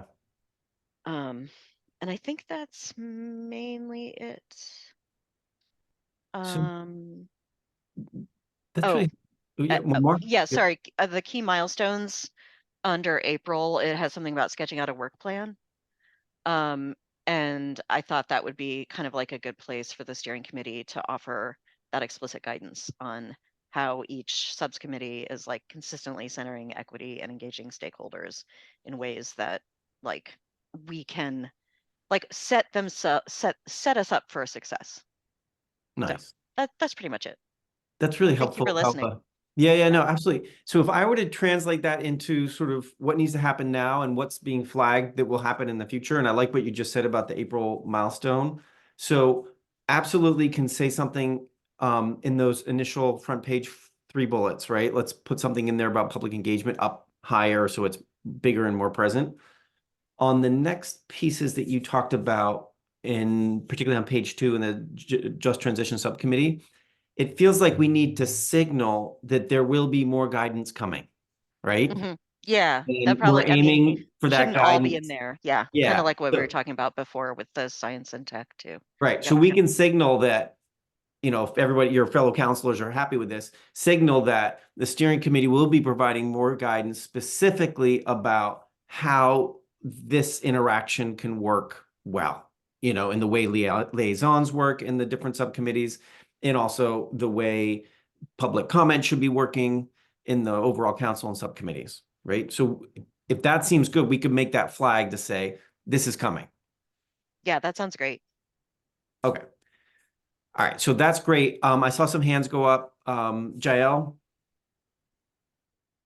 Yeah, so I was hoping for some more specific details in terms of how to, as a co-chair, like how to share information. Like if I read a new study on rotational grazing and carbon sequestration, who do I share that with, or how do I share that and that process and procedure? Or if I want to invite someone to come speak to the subcommittee, what is the process? And I just feel like a lot of that detail is missing for a newbie like myself. Okay. You know, and I don't want to step on any toes or, so I would like a little more guidance in terms of those nitty-gritty details. And I don't know if it's the place, if this document is the place, but it seems like it would be appropriate. Okay, and so let's think through that. So the kind of detail you're looking to is like, how do I schedule up agendas? How do I invite speakers? How do I share materials with the subcommittee? That kind of guidance? Yes. Okay.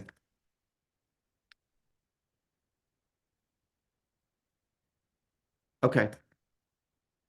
So I wonder if there's like, I feel like we're gonna butt up against this a couple times of brevity versus comprehensiveness. And so maybe this document has that level of detail, Jael. Maybe it points to it like, oh yeah, and we'll be developing this for your co-chairs. We're getting this sort of really specific thing about suggestions about how you share files, how you prepare meetings, how you invite speakers, how you do that kind of stuff. So if you're okay with figuring out whether that goes in this document or is flagged that there will be that additional detail? Yeah, that's fine. And, or whether that's something we can just decide in our subcommittees with our other Right. co-chairs. Right. But I just don't know what that process is. And so I'd like some clarity on that. Great. And Jane is mentioning that we did last time around have a subcommittee guide. So I think, why don't we go back in and see if those kinds of questions are answered in it, Jael? And then if they're not, then I think it'll be more in the spirit of guidance than in the spirit of thou needs to do it in a certain way, right? Okay. Melissa? Yeah, thanks, David.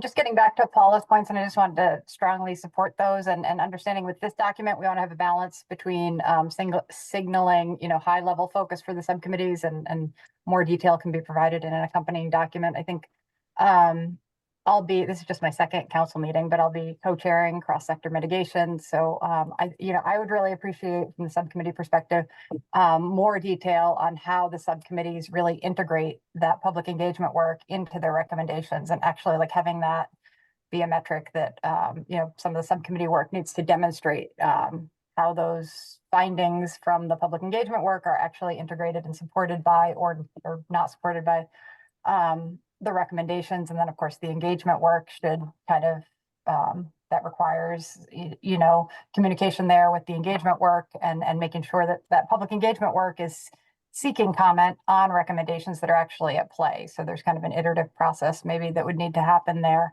So again, I think some of that detail can happen in a supporting document, but I do think it's really important that this high level document really signal that public engagement and equity should be a primary focus of the subcommittees. And I also strongly agree that it can't just be having one liaison from Just Transitions attending the meetings and then saying, okay, well, we're getting those voices. I think there needs to be a deeper layer there. So that's, yeah, thanks. Right.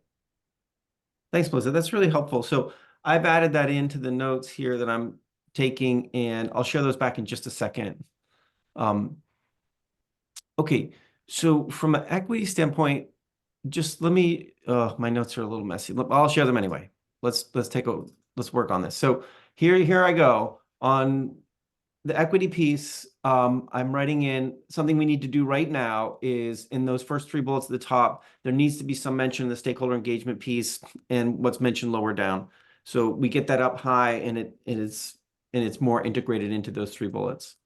In page 2, when we talk about the Just Transition subcommittee part, we need to flag that the steering committee will be providing further guidance about how all this goes down, right? The way the liaisons work on different subcommittees, about how public comment could be incorporated, about how the public engagement work should be incorporated in the recommendation. Then there's some sort of pathway of seeing how that happens. I use the word evidence, but some visibility around that.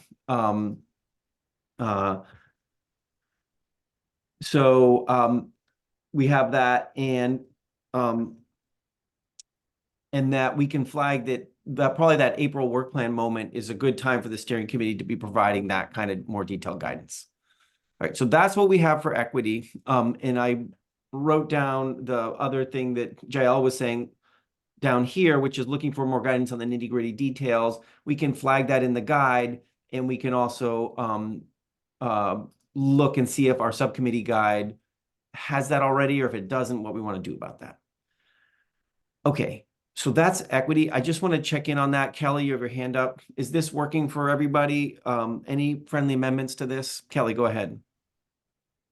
Yeah, I just wanted to add a little extra context. Paula raised some really good questions, and we've talked about these, I think in a Just Transition subcommittee meeting, but at the very least in some of our like co-chair meetings, that if there are liaisons, they need to be getting the full per diem, not the $6.25 an hour for attending.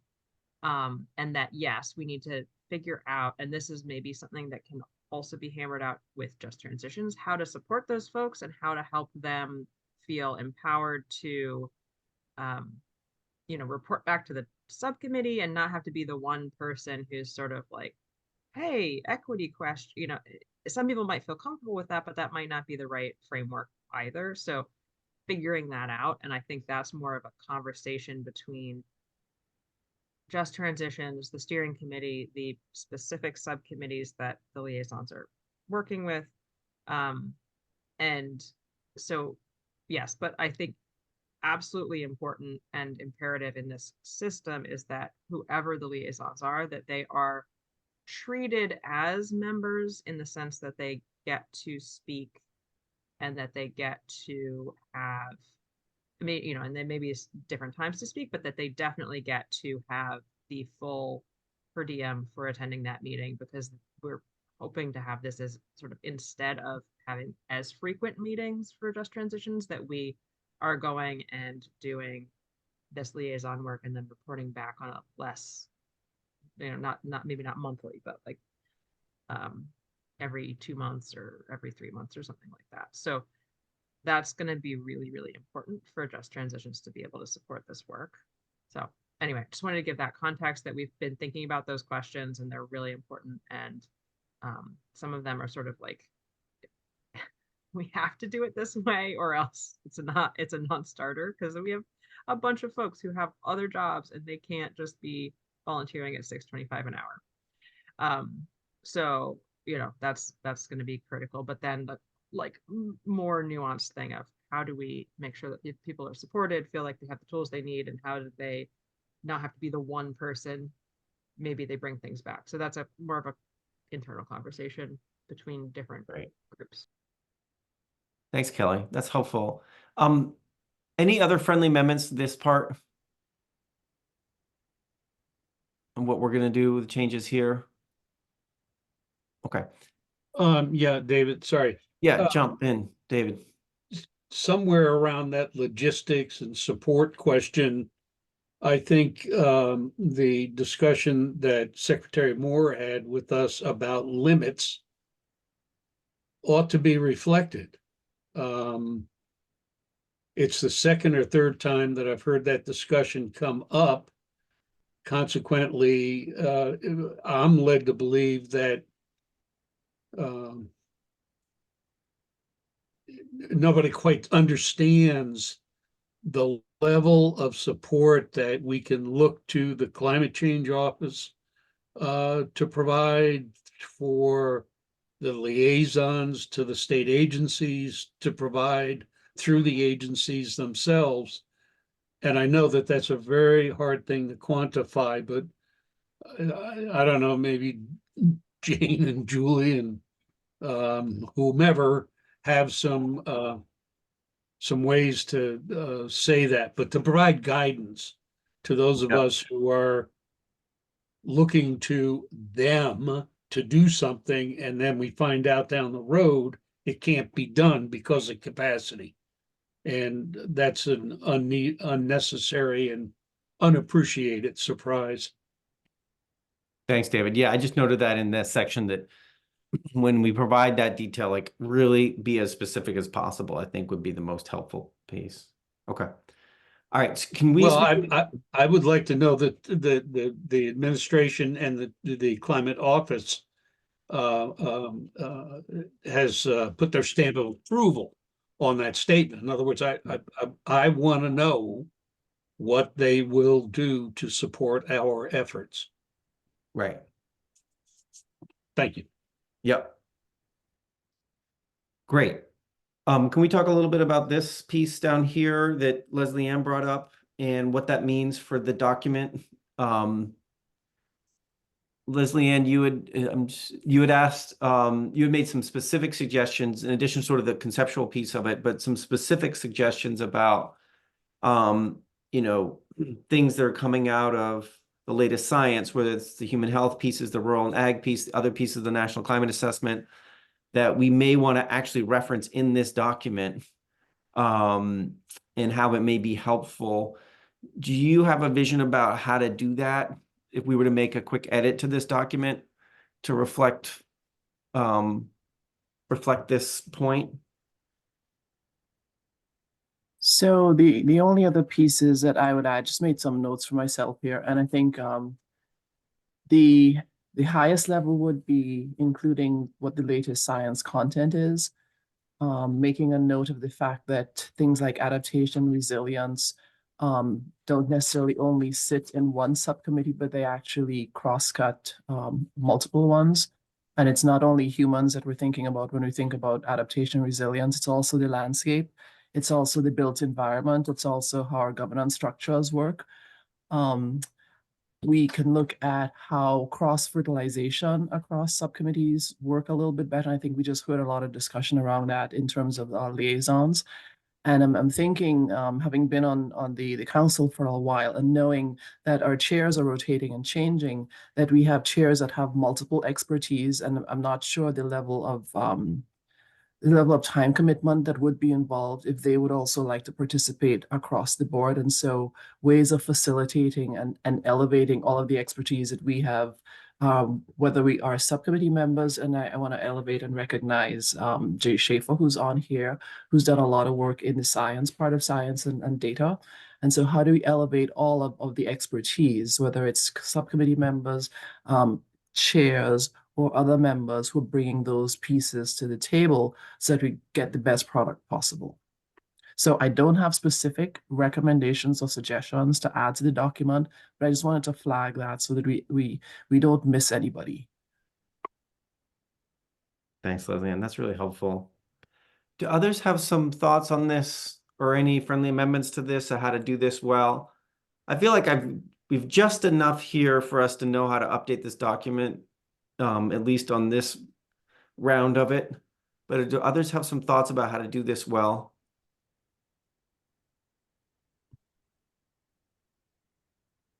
Paula?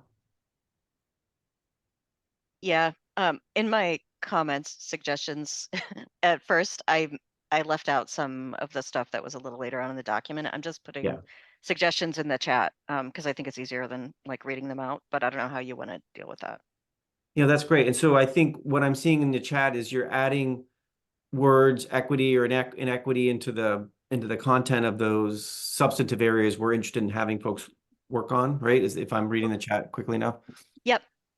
So that's fantastic. And so I think if folks are okay with that, if you look at Paula's chats and sort of how she's weaving that vision of a just transition and equitable transition into the way we talk about the substantive areas, if folks are good with it, just great. If folks have a different view about how to do it, please shout out.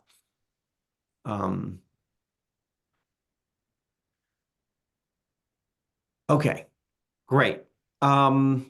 So if we're comfortable with this intentional crosscut, and we'll be flagging this in a new version of the document and talking about that, and we can even list off some of these pieces of the new science in the National Climate Assessment. We can create some links to the climate assessment and a link to your presentation as well, Leslie Ann from January, which was just fantastic. And so we can have some hyperlink things that are great resources even in this document.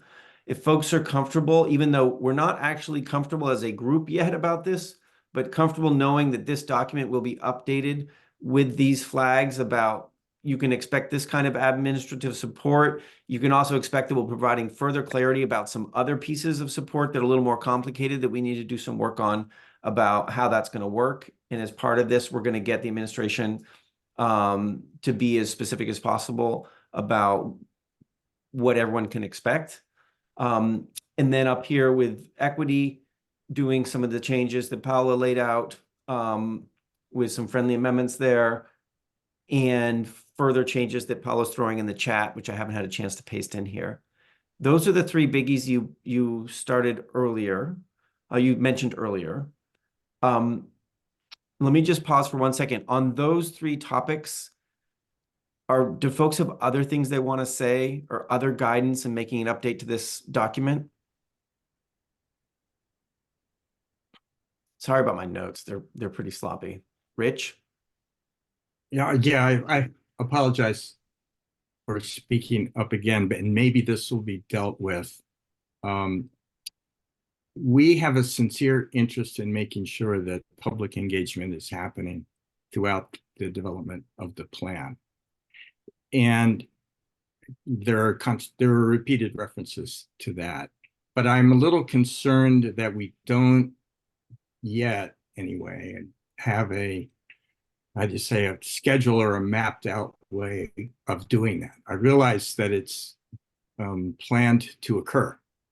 But I think it would be confusing to the public, and if the expectation is that each of the subcommittees needs to develop a public engagement plan for the subcommittee, and we have 5 different public engagement plans running, when they really ought to be coordinated and for the benefit of everybody, including the members of the public we'd like to hear from.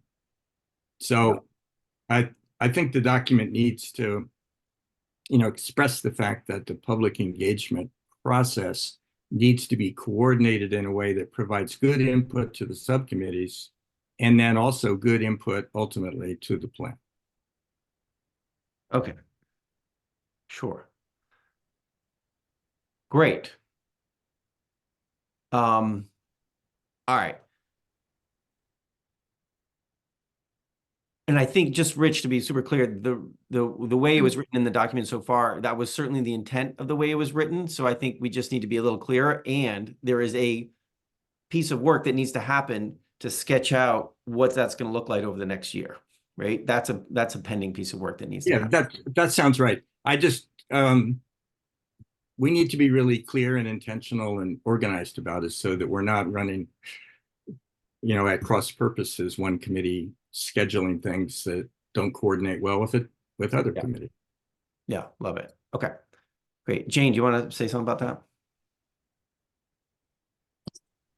Yeah, I was just going to refer us back to the mention that I made earlier in the meeting about the idea of putting together a proposed schedule, understanding that there is a lot of engagement happening and trying to directly link the engagement that we were already playing and where there were gaps to do additional engagement for the CAP, and that we're meeting to sketch that out tomorrow. And that was something that I imagine would be presented at the next steering committee meeting to the steering committee of the council. So that's coming and can be tied directly back to this. Nice. Okay. Okay.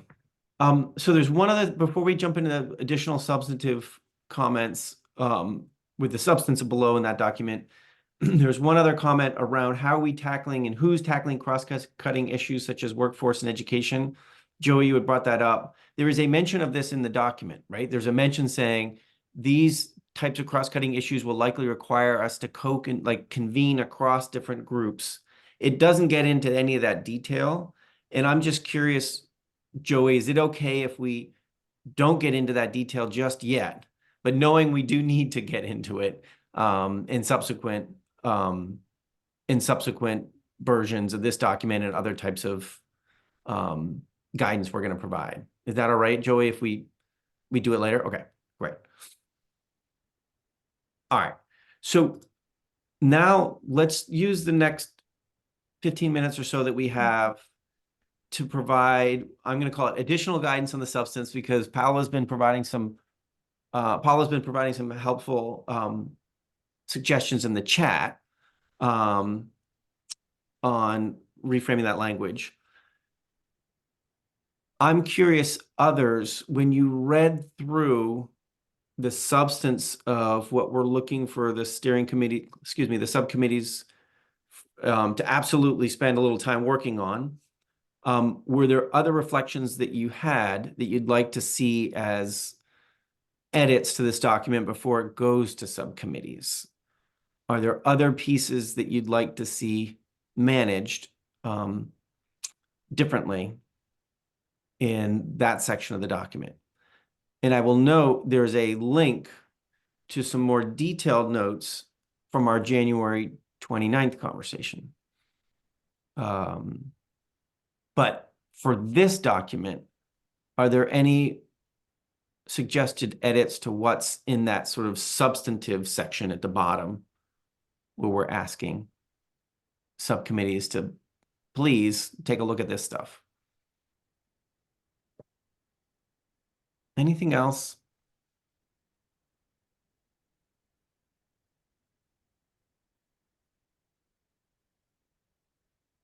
I'm not sure who William's iPhone Oh, hey, is. David, this is Billy Coster.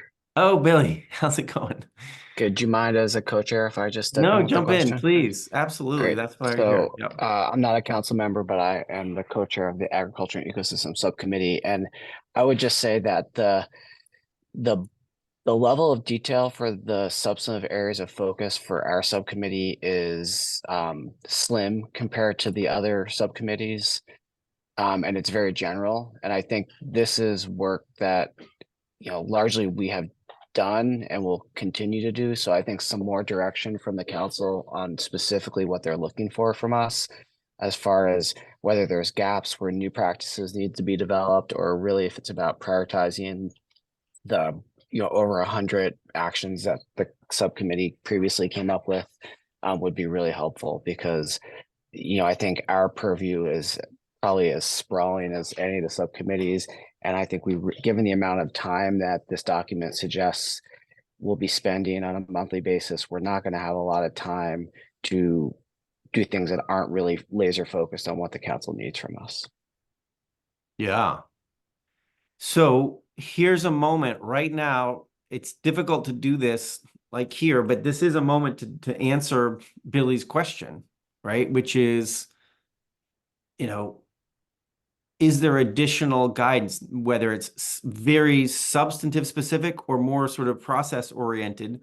Indeed, Ag and Ecosystems has a very large number of recommendations and actions in the current CAP, in the initial CAP, right?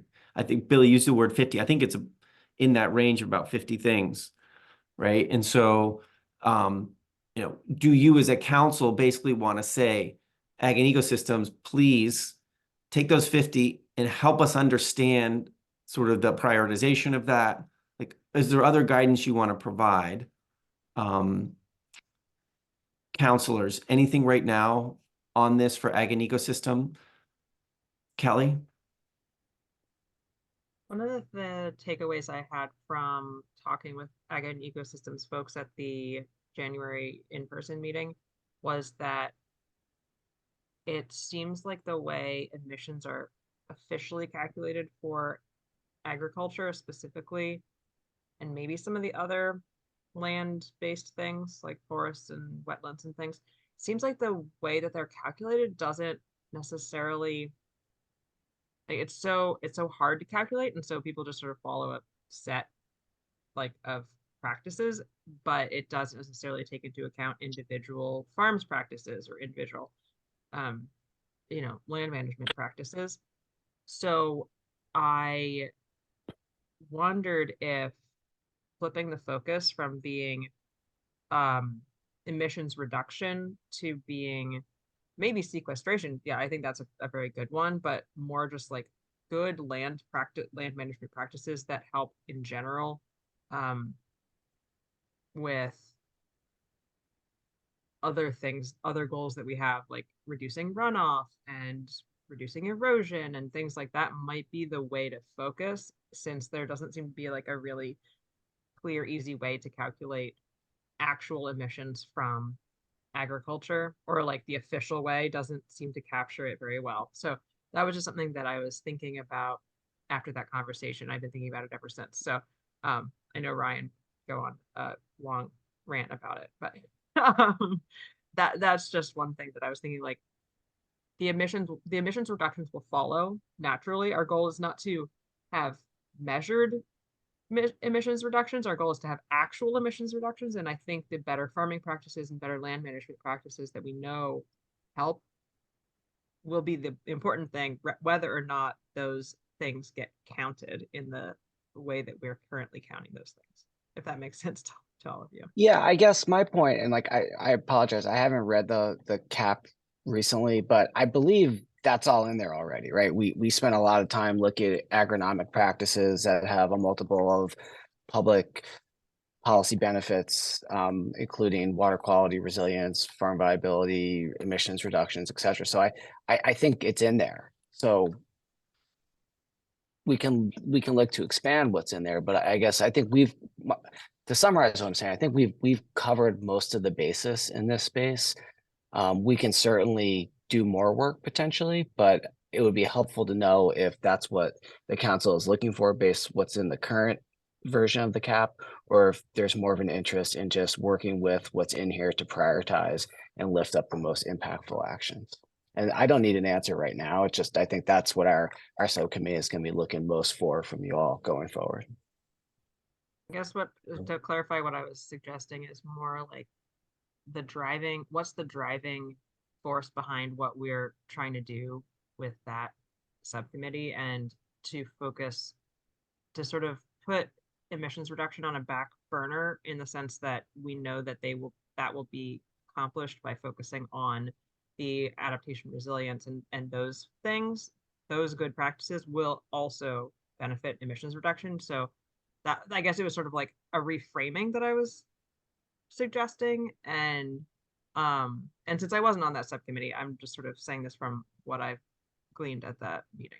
But sort of that was where I was thinking, like, maybe take these multiple different recommendations and look at them from a different framework that's not focused on the emission reductions, but focused on the adaptation and resilience side. Okay, thanks. And I'm just noting in the chat as well here, where Jane's reminding folks that Vermont is working on a study right now that looks specific on the ag emissions thing. It was one of the things in the initial cap. So that's going to be really helpful in guiding this. Ryan, and then Secretary Moore, and then I want to be very conscious of time because we're going to need to wrap up tightly around 1:30. Ryan? Thanks. No rants from me this afternoon. Just say I really appreciate all the comments folks have made on this. Two comments I'd like to add. Ecosystems is one word in the act, so may want to amend that in the guidance document. And my response to all this is, focusing on directionality. Don't let the perfect be the enemy of the good.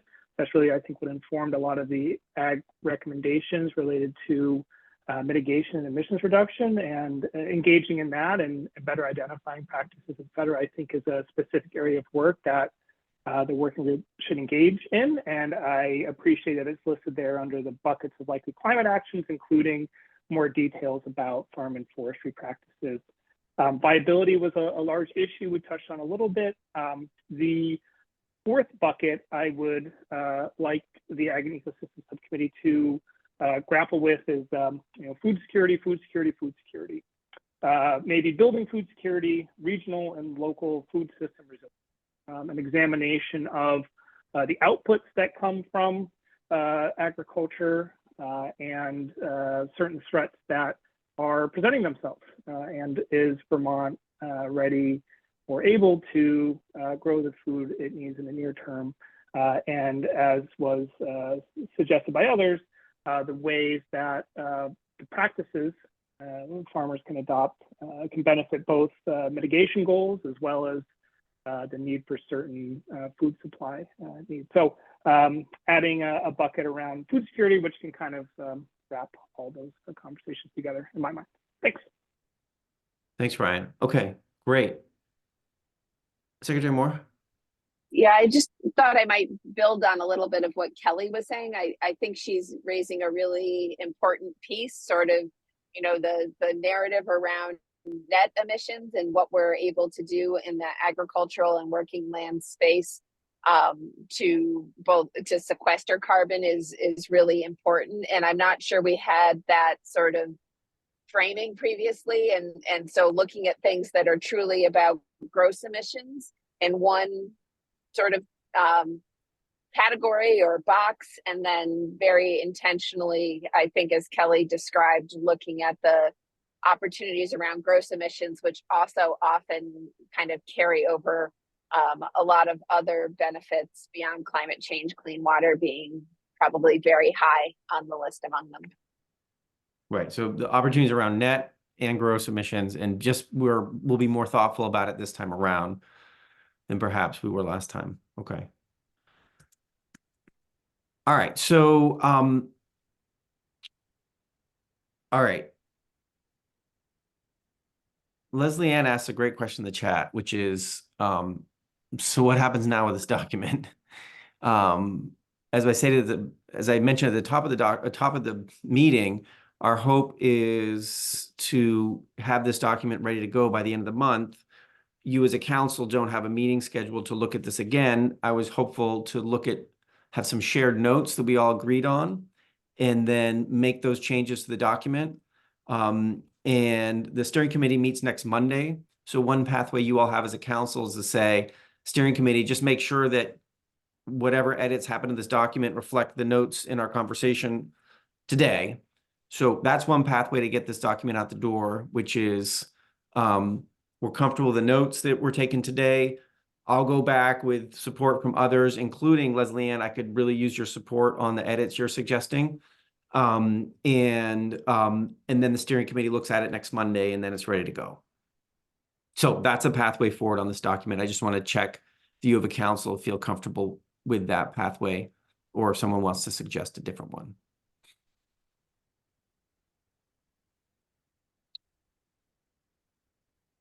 That's so good. Paula says great. Any concerns about that pathway? Okay. And Leslie Ann, could I get your help? Or let me put it this way. I would welcome your help if you have time to do what you're saying in the chat, or if you want me to just take it and try to do it and swing it by you over email, that's a way to do it too. So whatever your availability is, I'd welcome it. We could probably do a combination of both, David, because I'm sure as soon as we finish the call here, I'll get a flood of additional words popping into my head. So I'll jot those down and do some sub buckets, and then we can, iterate back and forth, if that's okay. Sounds great. Okay. Thank you. Thank you. Also, Paula's dropped a bunch of stuff in the chat. And I just want to make sure everyone had a second to look at those. I will just take those out and do those edits. Paula, maybe you can send me a document with them, or I'll just cut and paste them out of the chat. But I'd encourage all the other counselors to take a look at those while we're talking just now. And if there's any concerns you have, now's a great time to raise them. Part of the edits that I'll send you to, David, is maybe broadening some of the things that Paula put in the chat, which are all awesome. I'll broaden some of those into like more natural hazards and stuff like that to make sure we have that totality of everything. That And sounds Paula's okay with that, right? He disappeared off the screen, but yep, there we go. Okay. So let me just pause for a moment and say what's happening right now is you as a council are saying, and let me just test this though. You as a council are saying, yep, we've said some important things about this document. David's been taking notes, sharing some of those notes. We have the meeting recording. We'll go back this week. I'll go back this week with others and make those edits in the document. And then we'll share those edits with the steering committee next week. And the steering committee can say, yes, you did it faithfully. Go forth. So that's what I'm suggesting happens now. Let me just check from a process standpoint that all of you are comfortable with that, with what I just described, or if there's any questions about what I just described. All good? Okay. I'm seeing thumbs up. Thanks. Thanks, Denise. Okay. All right. So let's do it that way. And I really appreciate all the detailed input. This is great. And it's obviously pointed to areas where we need further guidance, right? That's really clear. So this is not the end of guidance. This is the 4-page version of guidance. And there's going to be more that we absolutely are going to need to do if this work's going to be done well and without anybody spinning their wheels. Okay. So we're about to pivot over to Mona. I've seen Mona online. Jared had texted me.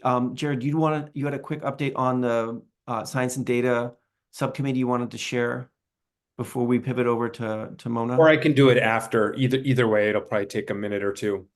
I would say let's do it right now. We're in this sort of subcommittee mode right now.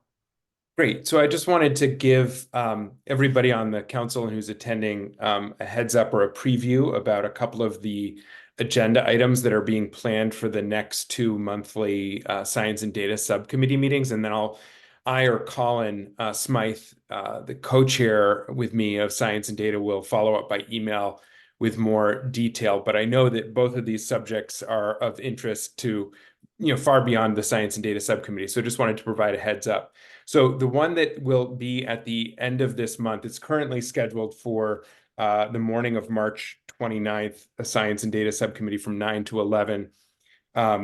We are looking to have a presentation on the life cycle analysis report, quantifying and estimating upstream emissions from Vermont's energy use, by the consultant that was hired by the Climate Action Office, Eastern Research Group, ERG. So if folks are interested in that, we'll send an email so that folks have the link and can review the background materials. And then the other one, because it's come up multiple times in previous council meetings, is the updates around the social costs of greenhouse gases.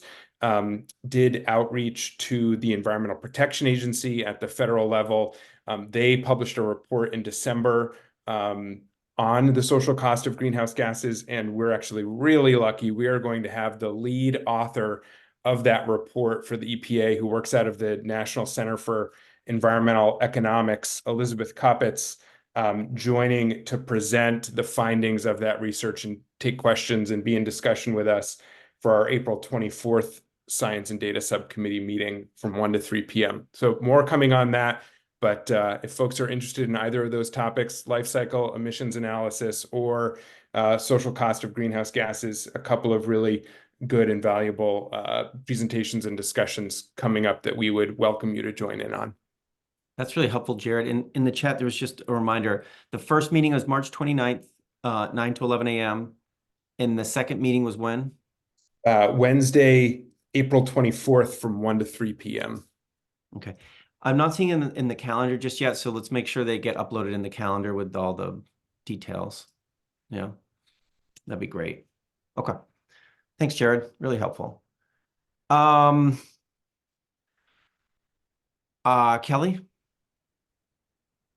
I had a quick other subcommittee related thing, just a reminder as all the other subcommittees are meeting, if you could be thinking about and maybe have a moment on your agenda to discuss how just transitions can support you better and help you center equity in what you're doing.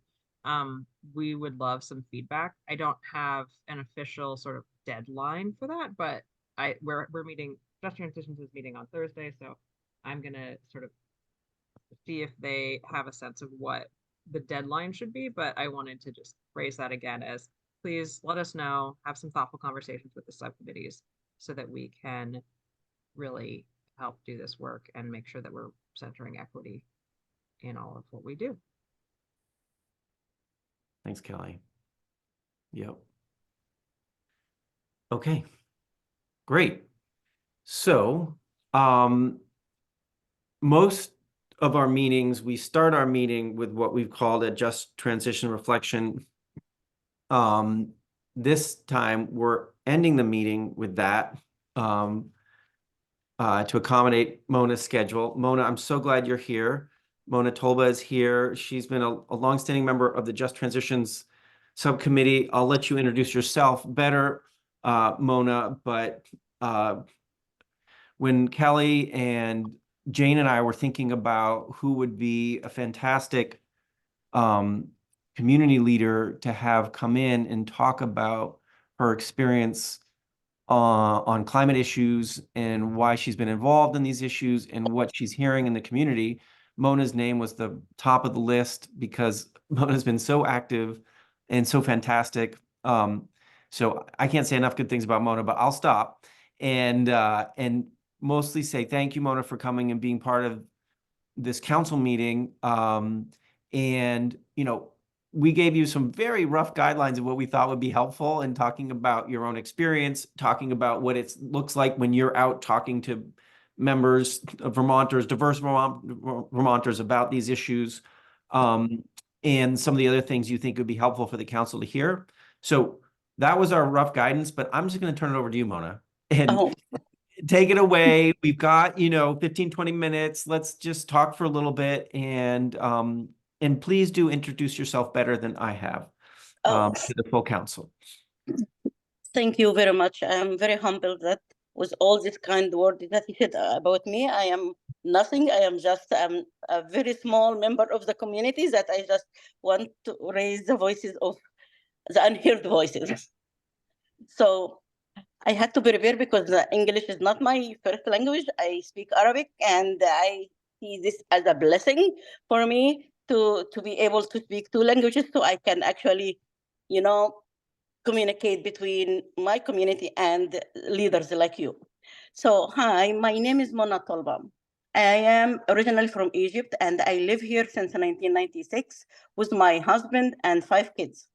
I had my PhD in food microbiology and I now work for the Vermont Department of Health, but I am here representing my community. So every day, my family and the whole community experience the extreme weather reality. Whether the excessive heat, cold flooding, or poor air quality, communities of color, lower income individuals, rural populations, and immigrant groups are more likely to experience the effect of climate changes. Respiratory illnesses, food system impacts, insect-related diseases, mental health effect of the climate change, and heat illnesses. These are only few climate-related threats for my community. The latest catastrophic flood and the heavy rain that happened in the summer left my house without a roof, and the basement also flooded.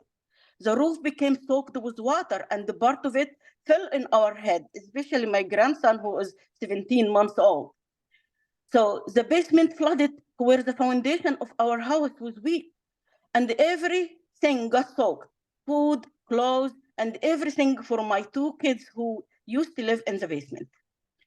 I had to make the difficult decisions on which one to fix first, the roof or the basement. I could not fix both at the same time. Changing the roof cost me $21,000, and fixing the basement cost $16,000. FEMA gave me only $1,100 for the damage after their assessment. And to cover the rest, I had to set up a payment plan of $500 a month. The basement is not fixed until now because I really had to pay and finish paying what I owe for the roof fixing. I always strive to lift up my voice just to get even a moment of attention from the decision makers. This is what I say. Trust me, we live the effects of climate change. My family, friends, and community live it too. Every day, someone do something, please. Marginalized community must be included in decision making because they are the ones who are feeling the effect most intensely and the ones who will be left behind. Honestly, how do you expect us to cope and live up to the standards which were made in our absence? How do you know our needs are? Without asking us. Climate change has put more on our plate than we can handle. Mine is just one example. We are all in this together, and we all need to take actions. We all need to get involved and feel obligated to be a voice of my community. And individuals can and must take an action at different scales to ensure environmental justice and equity.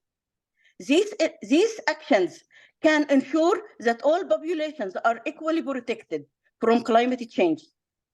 Just Transition was a great place for me to know local, state, and regional leaders who are working to address and mitigate climate changes. When I joined the Just Transition Subcommittee in 2021, the first thing I called for was the meaningful involvement of marginalized community, reaching people where they are, and properly compensating people with lived experience. This is the bare minimum of what needs to happen to ensure just treatment of all people. It took about 3 years to get my voice across, and that is okay. The changes take time. Finding the funds take time, and I am very grateful that leaders finally starting to listen. I work with CBI and the Vermont Climate Action Office and the Checkback County Regional Planning Commission to engage more members of my community to bring their voices into the conversation, to help shape climate solutions that work for everyone. CBI and the CCRBC organized an event where over 50 community members showed up to hear the Climate Action Office present and share their thoughts on what the state should be doing to address climate changes. The meeting was in person at the CCRBC office here in Winooski. We also did a focus group where approximately 20 more members attended from the community. The experience was really amazing. Community members learned about the Climate Action Office, which they never heard of, and what they can do to start to address climate changes. The community was able to inform the Climate Action Office about what climate changes means to them, how it is affecting them, and expressed with sincerity their needs, worries, and uncertainties about the future. One of the many points community expressed is leaders passing rules and writing policies without addressing the disparities that these marginalized community are facing. These community engagements efforts are very important and fundamental to ensure that climate investments respond to the needs and concern of all people living in Vermont. But when policies and programs designed to improve the outcomes are not driven by community interest or concerns and needs, this effort remain disconnected from the people they intend to serve. This disconnect ultimately limits the influence and the effectiveness of interventions, policies, and the program. This type of engagement would not be only once, should not be only once.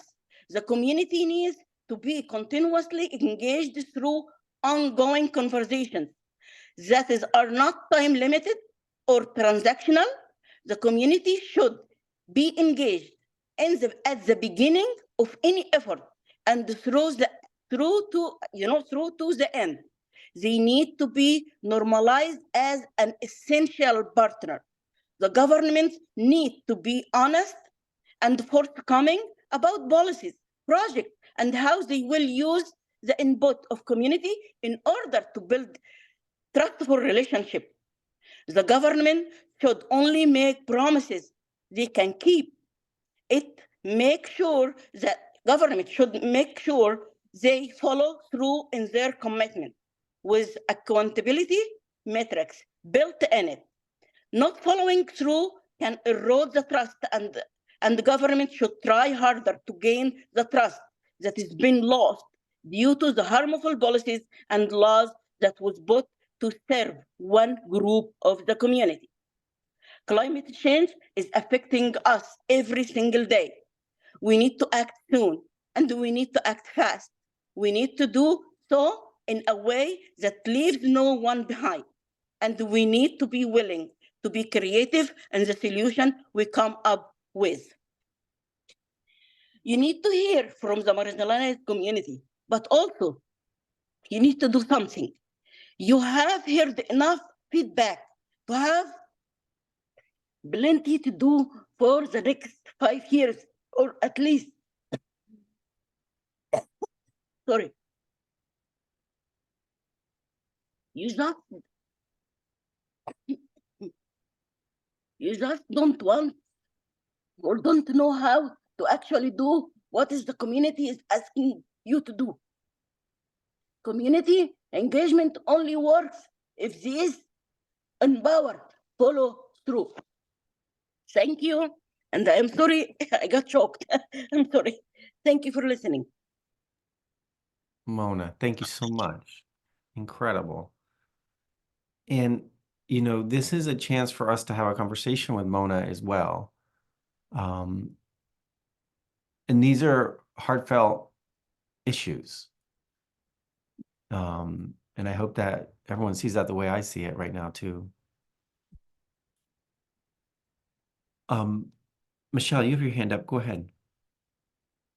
Thank you, David. And mostly thank you, Mona, for joining us, for the work you've done to date, for your commitment to how this work and other work of our government impacts you, your family, your community, and for bringing those voices to the table for us, and being willing to provide us feedback on how to more successfully engage and be a committed partner. So I appreciate you bringing your voice today. Thank you.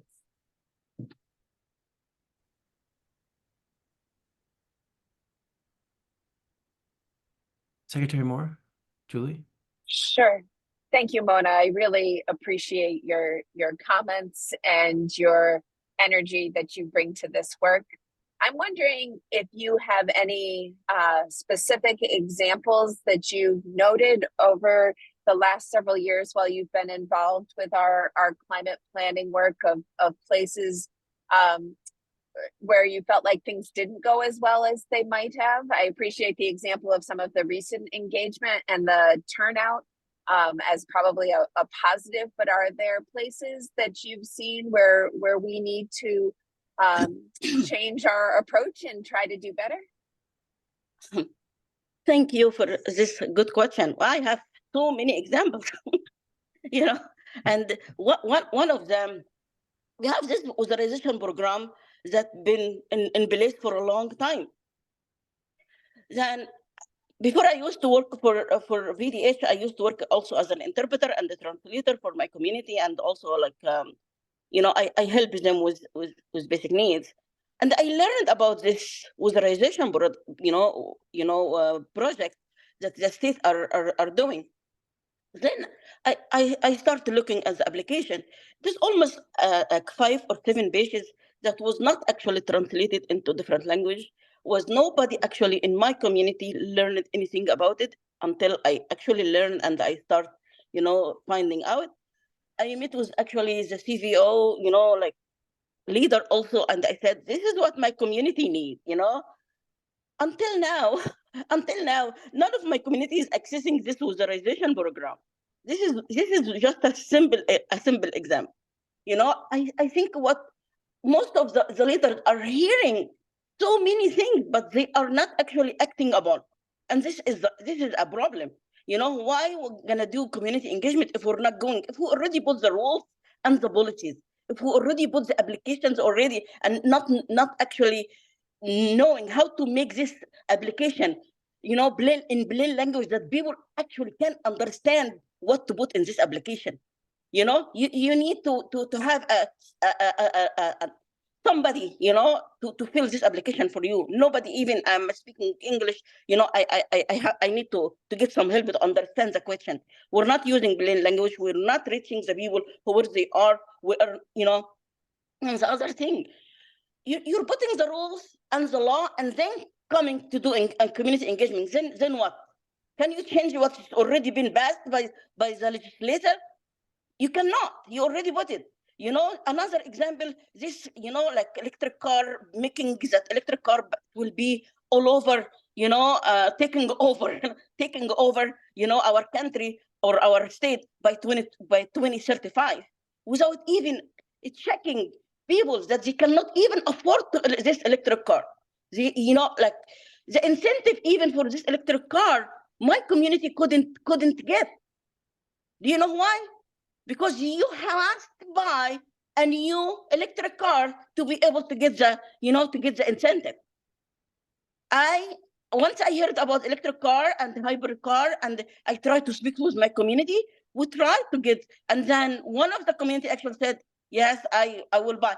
Went and bought this, couldn't access the incentive because they said, oh, hybrid does not fall with this, because he couldn't afford the real electric one. So he tried to be, helping the environment by using the hybrid, because he said hybrid is okay. But he couldn't even receive I'm not sure it was 7,000 or 4,000 that they put incentive for this, because also the rules were not clear, was confusing, and we couldn't access. So this is our small examples of what my community are suffering from. For me, what do you think? Like 1,100. Yeah, how can I fix my roof and my stuff? And this is also from the disaster of the climate change. How can I fix this without actually proper, and money from the government? Especially, I am also like not rich, to fix all this. So I had to make decisions. This is also we have to suffer to put food on on the table for our kids. How are we gonna mitigate all this stuff that you keep talking about? Without being able to have good jobs, without being able, to put food on the table for our kids. You need to think about this. Food prices become huge. Who really cared from the council about people that they cannot afford to buy healthy food for their kids? Nobody. So this is, do you need more examples? Right.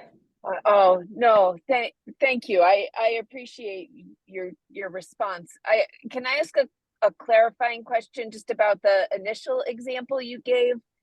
Sure. Is it plain, and maybe it's both, is the gap you're identifying plain language, which I know our agency suffers from, an inability to put out documents in plain language, or is it translation services, timely translation services, so that it's more the plain language component of the issue? Is that the bigger issue from your perspective?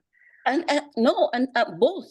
Both. Okay. You know, you need to take 2 years, you know, to decide on funding to translate what is important, what you see important actually for the community, what you see, not what the community wants to see and read about. You choose what to put on your website in the language that you feel, oh, are the most spoken here.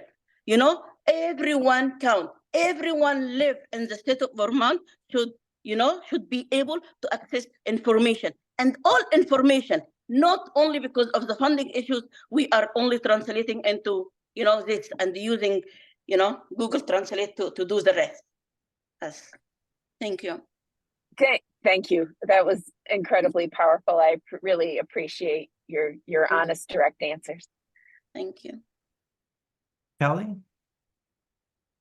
I didn't want to take too much time, but I just thank you so much, Mona. And for those of you who haven't had the honor of working with Mona on the Just Transition Subcommittee, she's been amazing and been sort of the voice of stop talking about it, just do something. Let's just get out there and do things. And that's one of the things that I have just appreciated so much and respect so much about Mona's energy and wanting to just, how do we get this information to people? Let's figure it out. Let's be creative. And I think the thing that resonated most with me about what you said, there were many, but was it's going to take all of us and it's going to take creative solutions. So anyway, thank you so much, Mona. I really appreciated that. I just wanted to not forget some of those really wonderful gems of what you were saying.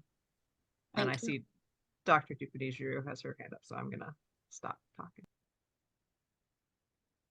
So Mona, what I want to do is to respond to you on a personal level, because this is just one of those times when it's human to human. This is a people conversation. This is an access conversation. And as a person, I know how difficult it is to talk about your own personal situation. And I just wanted to honor and appreciate and elevate and lift up you as a person, not just the work that you're doing, but the sort of passion and dedication and everything that you bring to bear. It's not trivial, it's not easy, and you can hear it in every single word that you just shared. And I just wanted to say thank you. I mean, I appreciate it in so many more ways than you could possibly imagine. And it just enriches all of us to be able to be in the same space and to hear and to appreciate and to feel. And so thank you. Thank you for your kind words.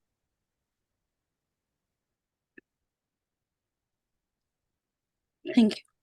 I think that that's a beautiful thought to end on here, is that appreciation of just coming and being real and showing up as a human into this space, which feels a little bit tough in a Zoom space. And so, Mona, you broke through, and I appreciate you doing that. So with that, why don't we end our meeting today on that note, of showing up together as human beings trying to work on a really tough problem. I want to thank Mona for being part of that. I want to thank all of you as counselors for being part of it, and everyone who's been listening into our call today. For our next steps, as a council, we don't have a meeting on the books until June. And the steering committee will be meeting next week and meeting at least once a month to keep the threads going between now and then. The subcommittees are going to get up and running with their new memberships at the end of the month into early April. And so there's going to be a lot of activity, and all of the public engagement work and the technical work is also ongoing and happening as we speak. So those are the next steps. And I wonder if Jane or others have anything else to say in terms of next steps before we finish up our meeting here. Not at all. I was just going to make one comment that one of the tools that will be critical for subcommittees that wasn't shared with the council today, but is a work in progress, is continuing to build back in all of the relevant data and update to the best of our ability as an office the progress report that we shared on the actions from the initial cap that the council saw in January and asked for us to sort of fold back in all the information that subcommittees had in there. So we've been working on creating specific spreadsheets again for the different subcommittees, and then having state staff sort of to their best ability fill in what has moved forward and what hasn't. So it should be a much more robust document than what was shared with you in January, and I think that'll be really helpful as is spoken to in the guidance document as a starting point for subcommittees. Thanks, Jane. That's great. All right, folks, let's finish up here. I want to thank everybody. And be in touch with me or anyone else if there's some follow-up you need. Leslie Ann in particular, we're going to be following up with some language. Paolo, if you want to send me anything else over email, that would be helpful. And thanks. Have a great rest of your day. Thanks, everybody. Take care. Yeah. Thank you, David.